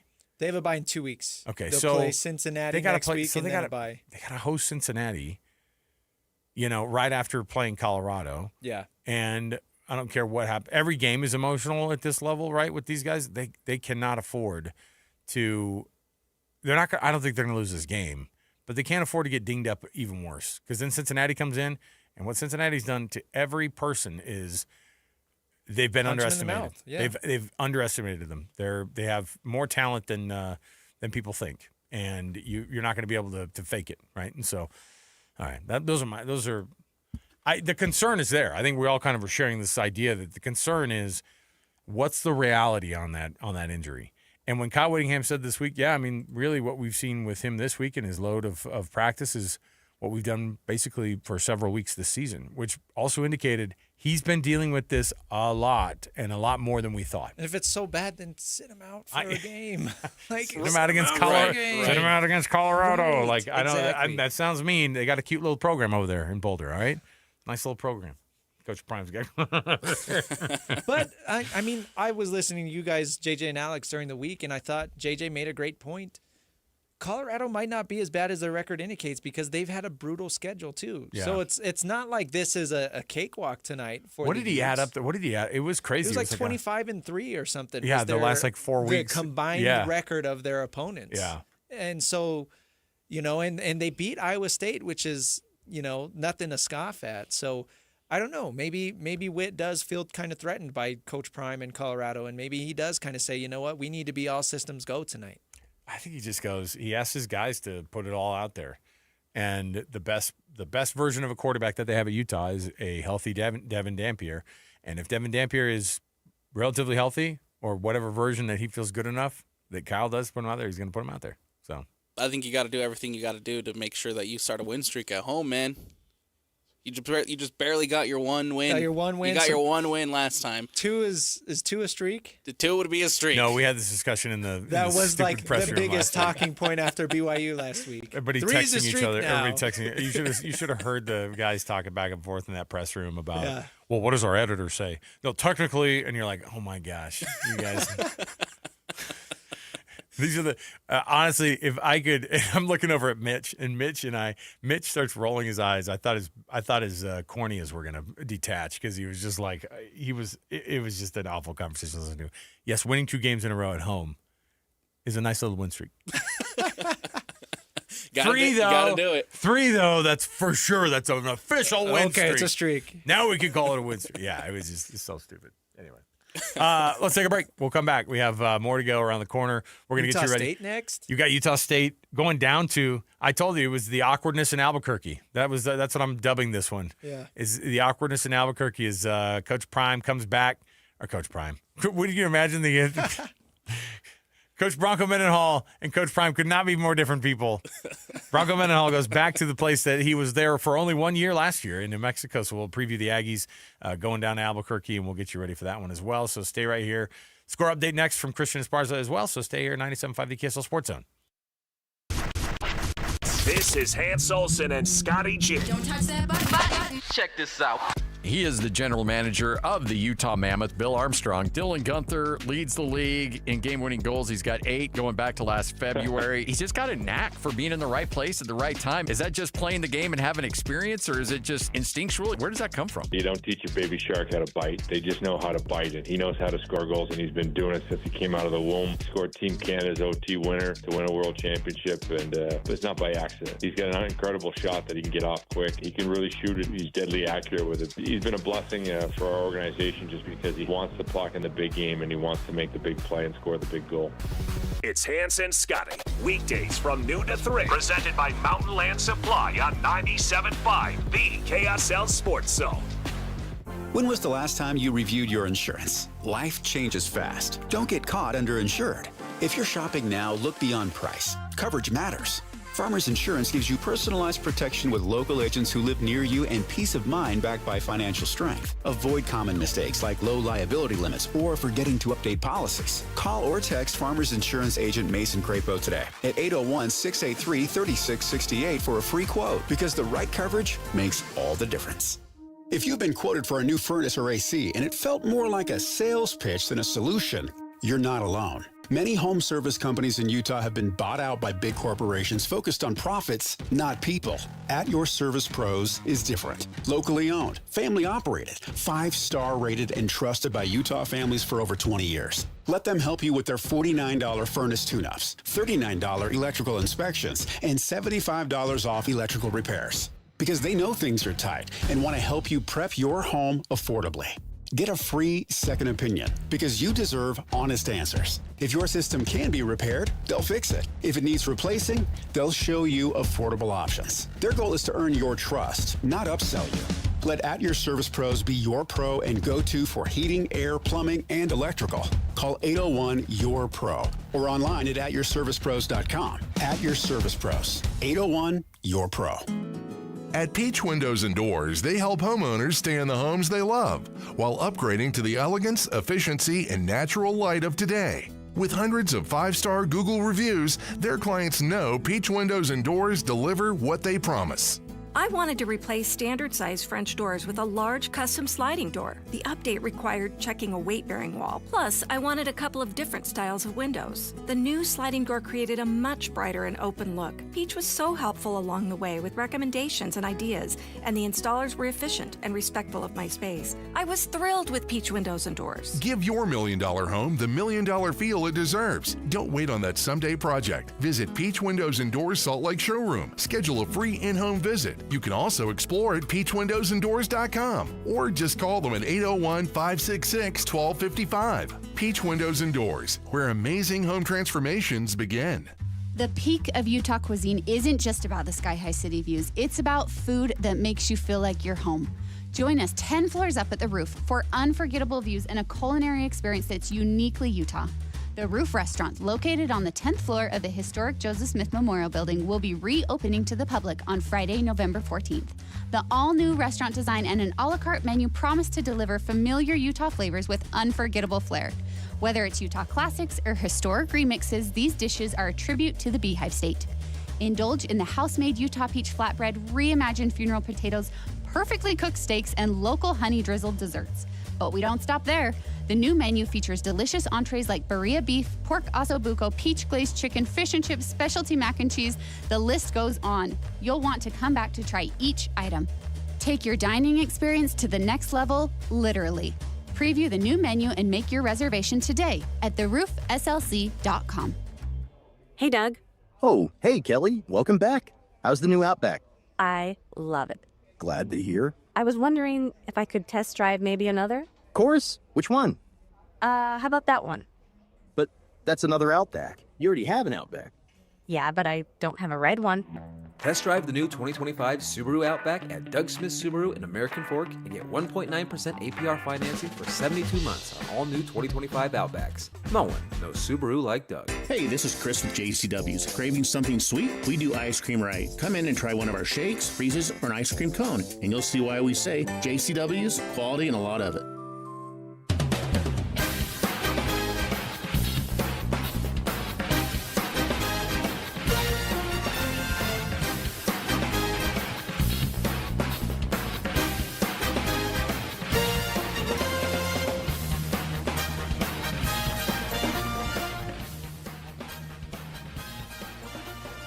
College Football Saturday, 97.5, the KSL Sports Zone. I'm Christian Esparza, Alex Kirry, Alex Napoles with me on this beautiful Saturday morning. Not quite too chilly out there yet. It's football season though, right, fellas? Let's get a quick scoreboard update in as we look at some scores across the country. Number 2, Indiana, up 28-0 over UCLA. Two and a half minutes left until halftime in that one.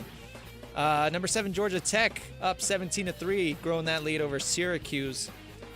Almost halftime there. And then number 8, Ole Miss is up 15-10 over number 13, Oklahoma, in the biggest game of this morning slate. Number 16, Virginia, tied with Bill Belichick. Halftime just around the corner there. 5 seconds left until the half. 10-10 is the score. And number 15, South Florida, is up 21-7 over Memphis. Kansas, by the way, just got on the board. That's 14-21 against Kansas State. But fellas, let's break down this Utah State, New Mexico game coming up just around the corner. You're going to hear it here on 97.5 and 1280. Bronco Mendenhall makes his triumphant return to Albuquerque. Pregame is going to be at 12. Kickoff is at 1. Triumphant. Yeah. Oh, is that your game prediction already? Triumphant. You make it sound like the people there are going to be excited about him being there. There's going to be. You think so? He was only there for a year. Well, that's why the Boo Birds are going to come out, because he's like, I'm committed to being here. But he won 5 games. It's not like he was. Yeah, but I don't care what happens. Like when the girl turns you down at the dance after she said yes initially, and then ends up going with somebody else. Like even if you ended up going, you'll still carry that grudge, man. I will say that Coach Eck at New Mexico has actually been a really. I think they like him a lot too. He's got a totally different style. And he's approached it really well, and I think that he's a great coach. He's a lot of fun. You talk about guys who want to have like a decent interview with, like Jason Eck's one of those guys. Like he's a great coach. He's a fun one to listen to, and they aren't doing as terribly as we thought that they'd be doing. So is that kind of the standard we have for New Mexico? Hey, New Mexico football, not as bad as you thought. You have 4 wins. That's how they were with Bronco. Yeah, right. Both 4-3 right now. I think that the Aggies, like, what a letdown, right? Going to the, a couple of weeks ago, going to the islands and just being like, it just took all of it out of them, even with the bye week prior to it. Eking out a win, so to speak, I guess, against San Jose State last week at home, and now you hit the road. What's Bryson Barnes going to do? Like, that guy's got to score. He has to have his hand some way in 4 touchdowns every game, either running or passing. They got to figure out a way to get him to that spot every week. It feels like that's been their recipe for success this season. Has to be. And I think it has to be going forward. Good that he's back to good health, right? Had a little bit of a scare there after Vanderbilt, but I think ultimately that Hawaii loss, it might come back and sting at the end of the season. Because you look at the way that things are shaking up right now in the Mountain West Conference, and a lot of one-loss teams, including Utah State, San Diego State still undefeated at 2-0 in conference play, and then you have Boise State at the top, of course, right, with that 4-0 record. We were talking to Scotty G earlier in the season, and he said, "Look, it's still going to run through Boise. The Mountain West is still going to be dictated through Boise." But the reality was that the second team and the other team who was going to play Boise in that Mountain West Conference game, it was still up in the air, and Utah State still has a chance to capitalize on that. However, you now have to go into New Mexico and make sure that you take care of business against this New Mexico side. Yeah, it's been an up and down season for Utah State, and part of it is scheduling, right? You had two road teams, 2 road games against SEC teams, and then you have to go to freaking Hawaii. Yeah. And there were a lot of stories coming out about a lot of the travel issues that they had that made that game so rough, and it took such a physical and emotional toll on those players. Those Southwest flights, man, they'll get you. Yeah, exactly. So it's been really those are the 3 losses for Utah State, and playing at full health, at full strength, I really feel like they can contend with anybody in the Mountain West Conference. I agree. Again, New Mexico isn't a team that you want to kind of just roll your eyes at, right? You still got to take care of business today. Bryson Barnes, I think, is a new father. There were reports last week, had to leave kind of the San Jose State post-game presser early because they were inducing his wife. So ooh, love that. Congrats to them. Hopefully he can get a win for his child today. That would be awesome. But I don't know, man. I really like this Aggies team. I think they're kind of nationally, people would say they're overachieving. But at the same time, like to us, this is what we expected during Bronco Mendenhall's first season, because that's what he does. He goes in, he turns programs around, and that has been very apparent for the Aggies this season. Get the dub. Got to figure out a way to steal one away from the folks in Mexico, because going to 5-3 and then being 1 game away from bowl eligibility, like that's a huge deal. I mean, I don't know if the rest of their schedule works out to be, how many winnable games are down the stretch here, but every game's losable. Like that's the reality is, though, in this conference, every game is absolutely not a given, and every team will show up on a week that you think, oh, they'll be able to waltz right through these guys, and it's a lot harder than that. It doesn't happen that way. So, yeah, I'm interested to see what the response is going to be after. I don't know, Coach Ken and his guys are pretty decent. San Jose State. No, I can't even say that with a straight face. I don't think they're that decent, and they let them in that game way too much last week. They let them. they let them play around with them too much, and it was too close for comfort, and that's not what you want as a coach. But a win's a win, and we'll see if this week they can go down to New Mexico and figure it out. And I think ultimately, too, when you look at Utah State, they're much improved defensively from where they were last season, and that's obviously something to build upon, right? You get Ike Larson back, and he's going to add extra value to that defense, but it's just continuing to get better defensively because, like you mentioned, San Jose State isn't. They're putting up similar numbers to what Utah State is putting up offensively right now, and I thought that they came up in the moments where they needed to come up to win that game. Yeah, and I think ultimately that's something that Utah State can improve upon is continue to get that defense better, and that will give you the best opportunity to hopefully make that Mountain West Conference game. Their defense was so bad last year. If you breathed on them, you scored a touchdown. Honestly. I think everybody in the station remembers that game against Colorado State. Yeah, it was one of the worst defenses in the country, and I'm not even exaggerating there. I think they were like 130 out of 134. That's when Barnes was like 200 yards on the ground. Yeah. It was like 50 to 52. And I think they were up too. They were up by like 3 scores with like 4 minutes left, and you still felt like the game wasn't in hand, and it wasn't. They lost. So they allowed 30 points their last game, 44 the week before, 55, 48, 49, 44. Their the 55 was against New Mexico, right? Wasn't that the? This year I'm talking Vanderbilt. Vanderbilt dropped 55 on them this year. UTEP was the lowest scoring offense on Utah State this year. They only allowed 28 points against UTEP in game 1, right? So still some of the scoring issues. Yeah. A lot of progress has been made, but you've still got a long ways to go for this Aggies defense. But against New Mexico, you got to feel like it's, you're starting a trend in the right direction. Again, holding San Jose State, an offensive team, to 30 points. Not the greatest performance, but from what Utah State, from what the Aggies have right now, that's about what you can expect. So you want to continue to stack these wins, get that defense better and better each week because your offense is going to be able to perform. You're allowing 270 in the air right now per game as far as the defensive side of the ball goes. Oof. That obviously needs to change. Not good. Yeah, that obviously needs to change. That is a lot of yards given up, and that's probably why you're seeing them allow as many points as they're allowing. Wild. But their offense can match. They got to get the win. Their offense can match. Right now, that's where they're at. And you feel confident that in a shootout, right? They're in those games. And that kind of felt like, again, what it kind of felt like last week when they took on San Jose State on that Friday night up at Maverick Stadium. But again, that defense has to improve. It has improved from where it was last season, I feel like, but there's still plenty of room to grow. Yeah, Utah State's got a lot. Still have a lot of games left. I mean, they're what are they, 4-3 on the season? Is that what it is? They're 4-3 on the season. So, you get a win here, and then you're just a win away from bowl eligibility, like I said. And I know the goals aren't really necessarily along those lines, and Broncos certainly will tell you like it's a nice incentive, but it's not. That's not their goal. Their goal is to try to win every game. Right.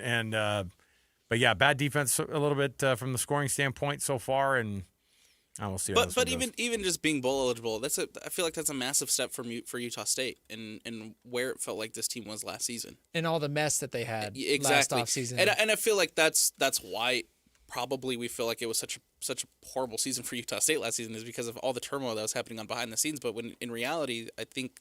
You got the feds investigating, man. Right, you have the feds coming over and investigate. But I think last season they were a win away from bowl eligibility. They were, they finished with 5. Right, and so even just making that bowl eligible, being bowl eligible and getting to the postseason, I think that would be a massive step for Utah State under the first year for Bronco Mendenhall.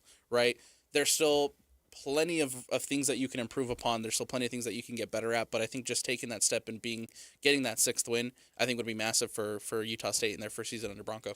Coming up soon, 1 p.m. kickoff. We're going to have pregame with Scotty G. 18 minutes away. Oh, really? Yeah. At Almost noon, there. high noon. Stick with us. We're going to wrap up this edition of College Football Saturday. Next, we're going to get our picks for the week and our keys to the game for we'll do Utah State and Utah. We'll have a little bit of extra time. So take a break, hit that next. Stay with us. College Football Saturday, 97.5, the KSL Sports Zone. It's game week for the Utes, and the KSL Sports Zone is getting you ready for kickoff. The rivalry game may be over, but Big 12 play continues on for Kyle Whittingham and the Utes as they welcome in Coach Prime and Colorado to Rice-Eccles Stadium. Listen all week long for the best coverage of Utah football and your chance to win tickets to the game. Then catch College Football Saturday game day at 10 a.m. with the postgame show immediately following the game on KSLSports.com. Let's go then. Let's go, baby. Your home for the best coverage of Utah football is live on air, online, and on the KSL Sports app. This is 97.5, the KSL Sports Zone. Win big every Wednesday on the KSL Sports Zone with Win Ticket Wednesday. This Wednesday, win tickets to see comedian Brian Regan live at the Delta Center on Valentine's Day 2026. Get tickets to CT or listen to the KSL Sports Zone all day Wednesday for your chance to win. You do countless things without a second thought to protect your family and home. Every time you're in the car, you buckle your seatbelt. Before the next load of laundry, you remove the dryer lint. When you head out, you always lock your doors. And one simple task, done far less often, can protect your family and home this winter. Schedule a furnace inspection by a certified heating contractor to check for safety and efficiency. A friendly reminder from Enbridge Gas. Remember when they used to ask, what do you want to be when you grow up? At Bank of America, we ask every day, what would you like the power to do? When you work here, you help build businesses, inspire communities, and forge legacies.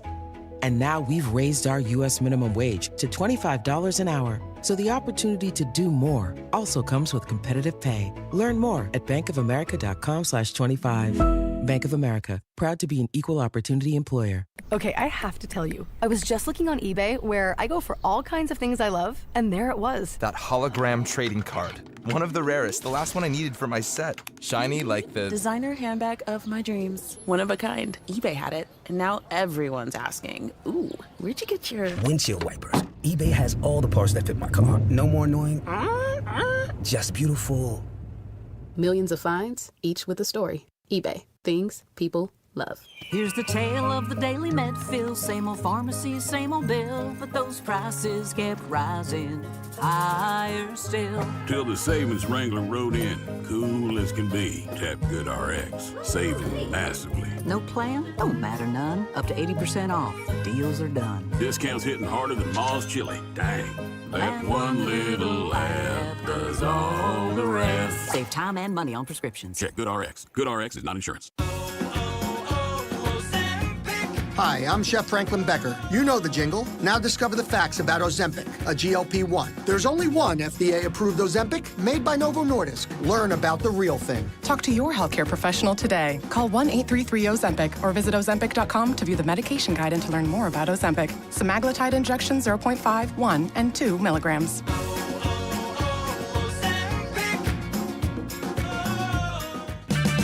Get 5 quarts of Valvoline Full Synthetic Motor Oil, a Wix filter, and a $15 gift card after rebate at O'Reilly Auto Parts. O'Reilly Auto Parts. Ooh, ma. What was that? That is business phone bliss with the Ooma Cloud phone system. It handles all our voice, video, and messaging needs. You sound very calm. I am. Ooma has everything I need to run my business more efficiently, like virtual receptionist, call routing, and video conferencing. And it starts at just $19.95 per month per user, plus taxes and fees. Ooma. Nice. Find your business comm at ooma.com/radio. Let's go! You still got it, but your immune system weakens as you age, making it harder to fight flu, pneumococcal pneumonia, RSV, and COVID-19. Ask your doctor or pharmacist which vaccines you need. Sponsored by Pfizer. Adventuring in the Wasatch back this fall? Stop into Dairy King in Heber, now serving pumpkin shakes. And check out their huge gluten-free menu. Dairy King on Main Street, home of the trade and best of state shakes. The KSL Sports Zone and Hercules Credit Union are highlighting people that impact youth sports. Nominate the youth sports volunteer you know for the Hercules Hero of the Week at KSLSports.com.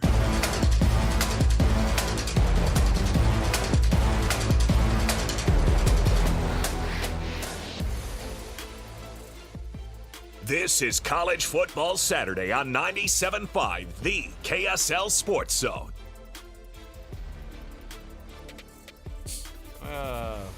College football Saturday here on 97.5, the KSL Sports Zone. Alex Napoles, Christian Esparza, and Alex Kirry taking you through the day of college football. Utah in action today against Colorado. BYU in action against Iowa State. Utah State coming up here momentarily as they are on the road at New Mexico. We'll start there, guys. Keys to the game, Utah State. What are we looking for the Aggies this afternoon as they take on the Lobos? Christian, we'll start with you, man. Ground game, man. Miles Davis has been kind of up and down for the Aggies, but he has had some nice performances. I think you need somebody to kind of take the load off of Bryson Barnes, right? He has been Superman this year, and you love it. You love to see all of the touchdowns that he's producing through the ground and through the air, but you need somebody offensively to step up and kind of take some of that load off of his shoulders. So I want to see a big game from Miles Davis today on the ground. I don't know what to think. I think look, they lost this game at home last year, 50-45. Is that what we were talking about? Like it was a shootout. And then speaking of, Devin Dampier was involved in that, had a lot of yardage. Bryson Barnes, if he's a part of 4 or 5 touchdowns, which is kind of their norm, like they score 30-something points a game. That's kind of their thing. So does New Mexico, though. And I think you give the edge to New Mexico at home a little bit. But I think that if that's the case, like just hold New Mexico. It's a terrible standard, but just keep them below 30. If you can get them below 30, it'll be like a 35-28 type game. It's going to be tougher to do when you're on the road at their place, but yeah, I mean that's exactly the kind of game I bet that everybody's expecting, though, right? Like a 30-something to 30-something game, or a 38-28 type of a game. That's exactly what I think will probably end up delivering in this one. That seems to be the trend so far with Utah State games, but they certainly have the offense right now to stay in those games. What we were talking about earlier last segment, now we just need the defense to respond and take those steps to not allow as many points. And then that's when we'll feel a little bit more comfortable about where this Utah State team is at. Taking a look now at Utah and Colorado here at home, Rice Eccles Stadium. That game kicks off tonight, 8:15. Kirry, we'll start with you, man. We'll go backwards this time. I'm convinced if we start to go down the road that Colorado, that's a game you should absolutely win it. And then this idea that it's almost a guaranteed win, which is there's no such thing, obviously. Colorado's a decent team when they get going, and I think that they took a lot of juice into that bye week of beating Iowa State, and they also look and they go, no one's going to give us a chance at Utah, going into Utah and winning at Utah. So let's just put it all out there, man. So Colorado's going to show up juiced, and they got off to a slow start against BYU. They've had faster starts against other teams, and Caden Salter will be good for the first couple of quarters. Like he really will. Yeah, he'll get right there. Sorry, not a slow start. They had fast starts. They had a fast start. 14-0. 14 up, 14-0 at the very beginning. He starts fast, and then he kind of falls off and forgets who he is. Literally, that's exactly what happened against BYU. And he did it the next week too. If you're Colorado, you just go, how consistent can you be for how long? So Utah cannot allow them to get anything in the first quarter. If they hold them scoreless in the first quarter, this game will be in hand because Colorado doesn't get better as the game goes on. They come out fighting, and then I think they lose some of that juice partway through the game. So I know it's a weird key for me. Keep them scoreless in the first quarter. And if you do that, I think you're going to be able to put a couple scores up yourself, and then they start to get – then Colorado feels behind the 8 ball, and then they start making lots of mistakes in that sense. You can get to Caden Salter, by the way. You can sack the heck out of that guy.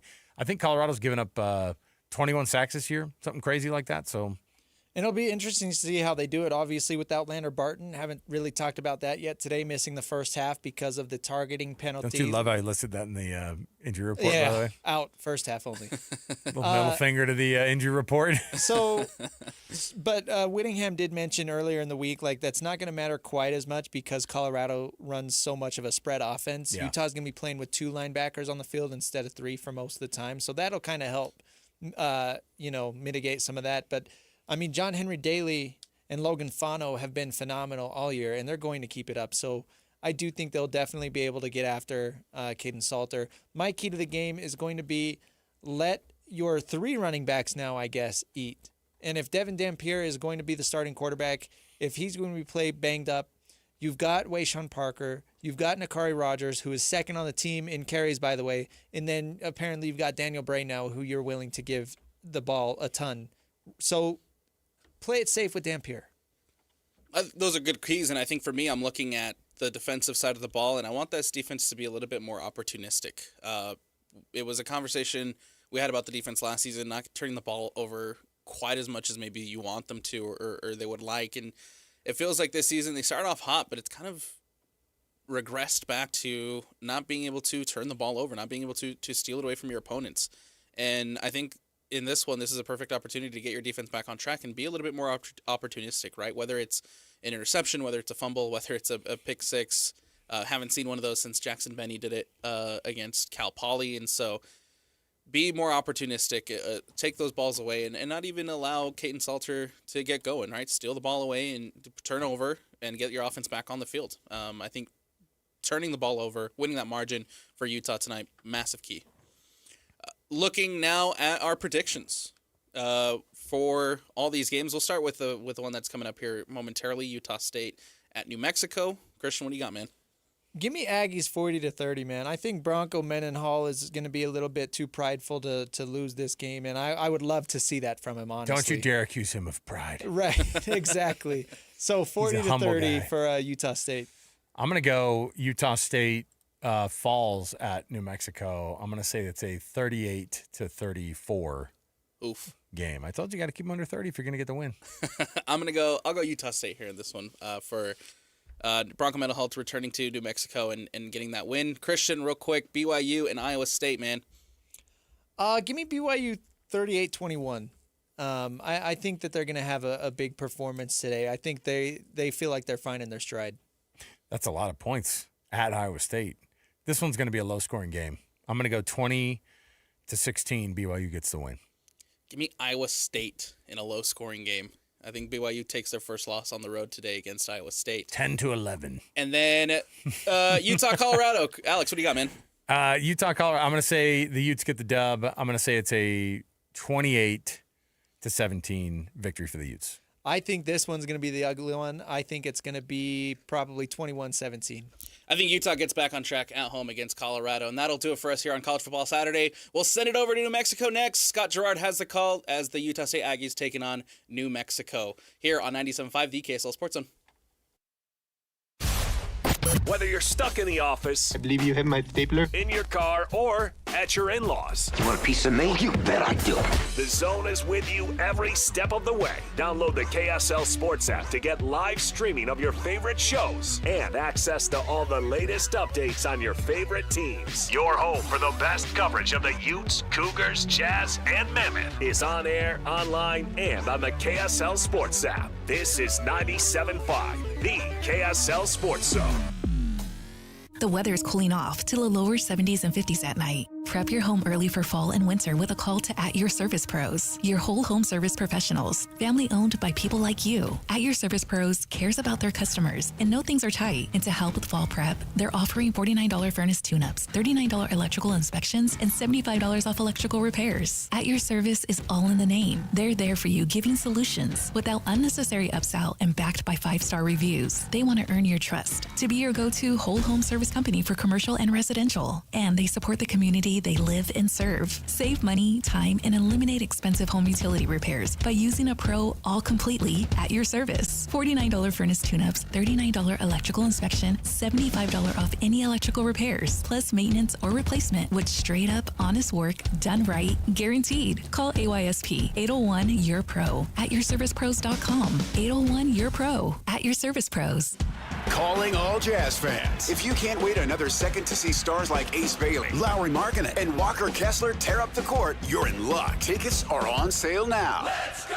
No matter what you're looking for, the Utah Jazz has your back. With season tickets, mini plans, and single game options available, there's something for everyone. Whatever your schedule or budget, there's a plan for every fan. Don't miss a moment of the action this season. Secure your tickets today at UtahJazz.com.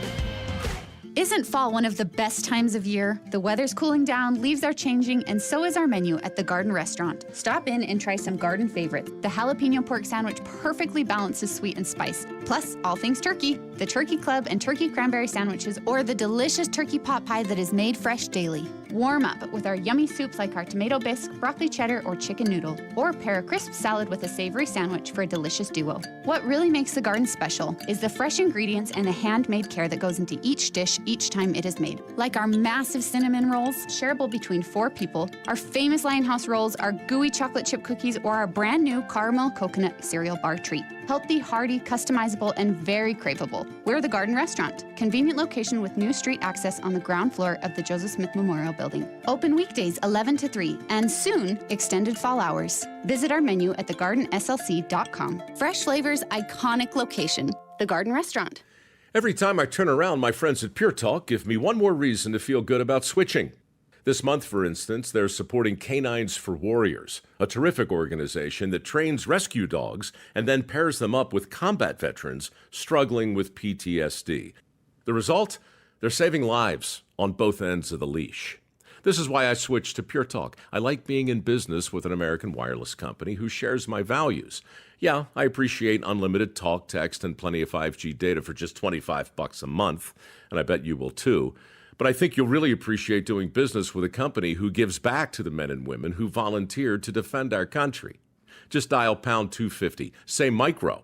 With Pure Talk's U.S. customer service team, you can switch in as little as 10 minutes. Again, dial pound 250, say micro, to switch to an American wireless company who actually stands for something.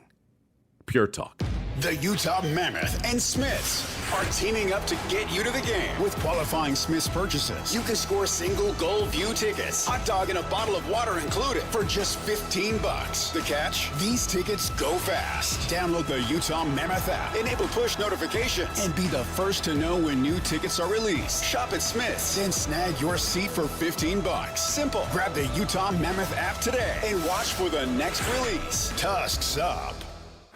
Broadcasting from the Mountain Home Services Studio, this is 97.5 KZNS FM Colville, 1280 KZNS AM Salt Lake City, and 102.7 KSL FM HD2 Salt Lake City Midvale. This is 97.5, the KSL Sports Zone. On the Aggie Sports Network. 10-5 touchdown, Utah State. That's intercepted.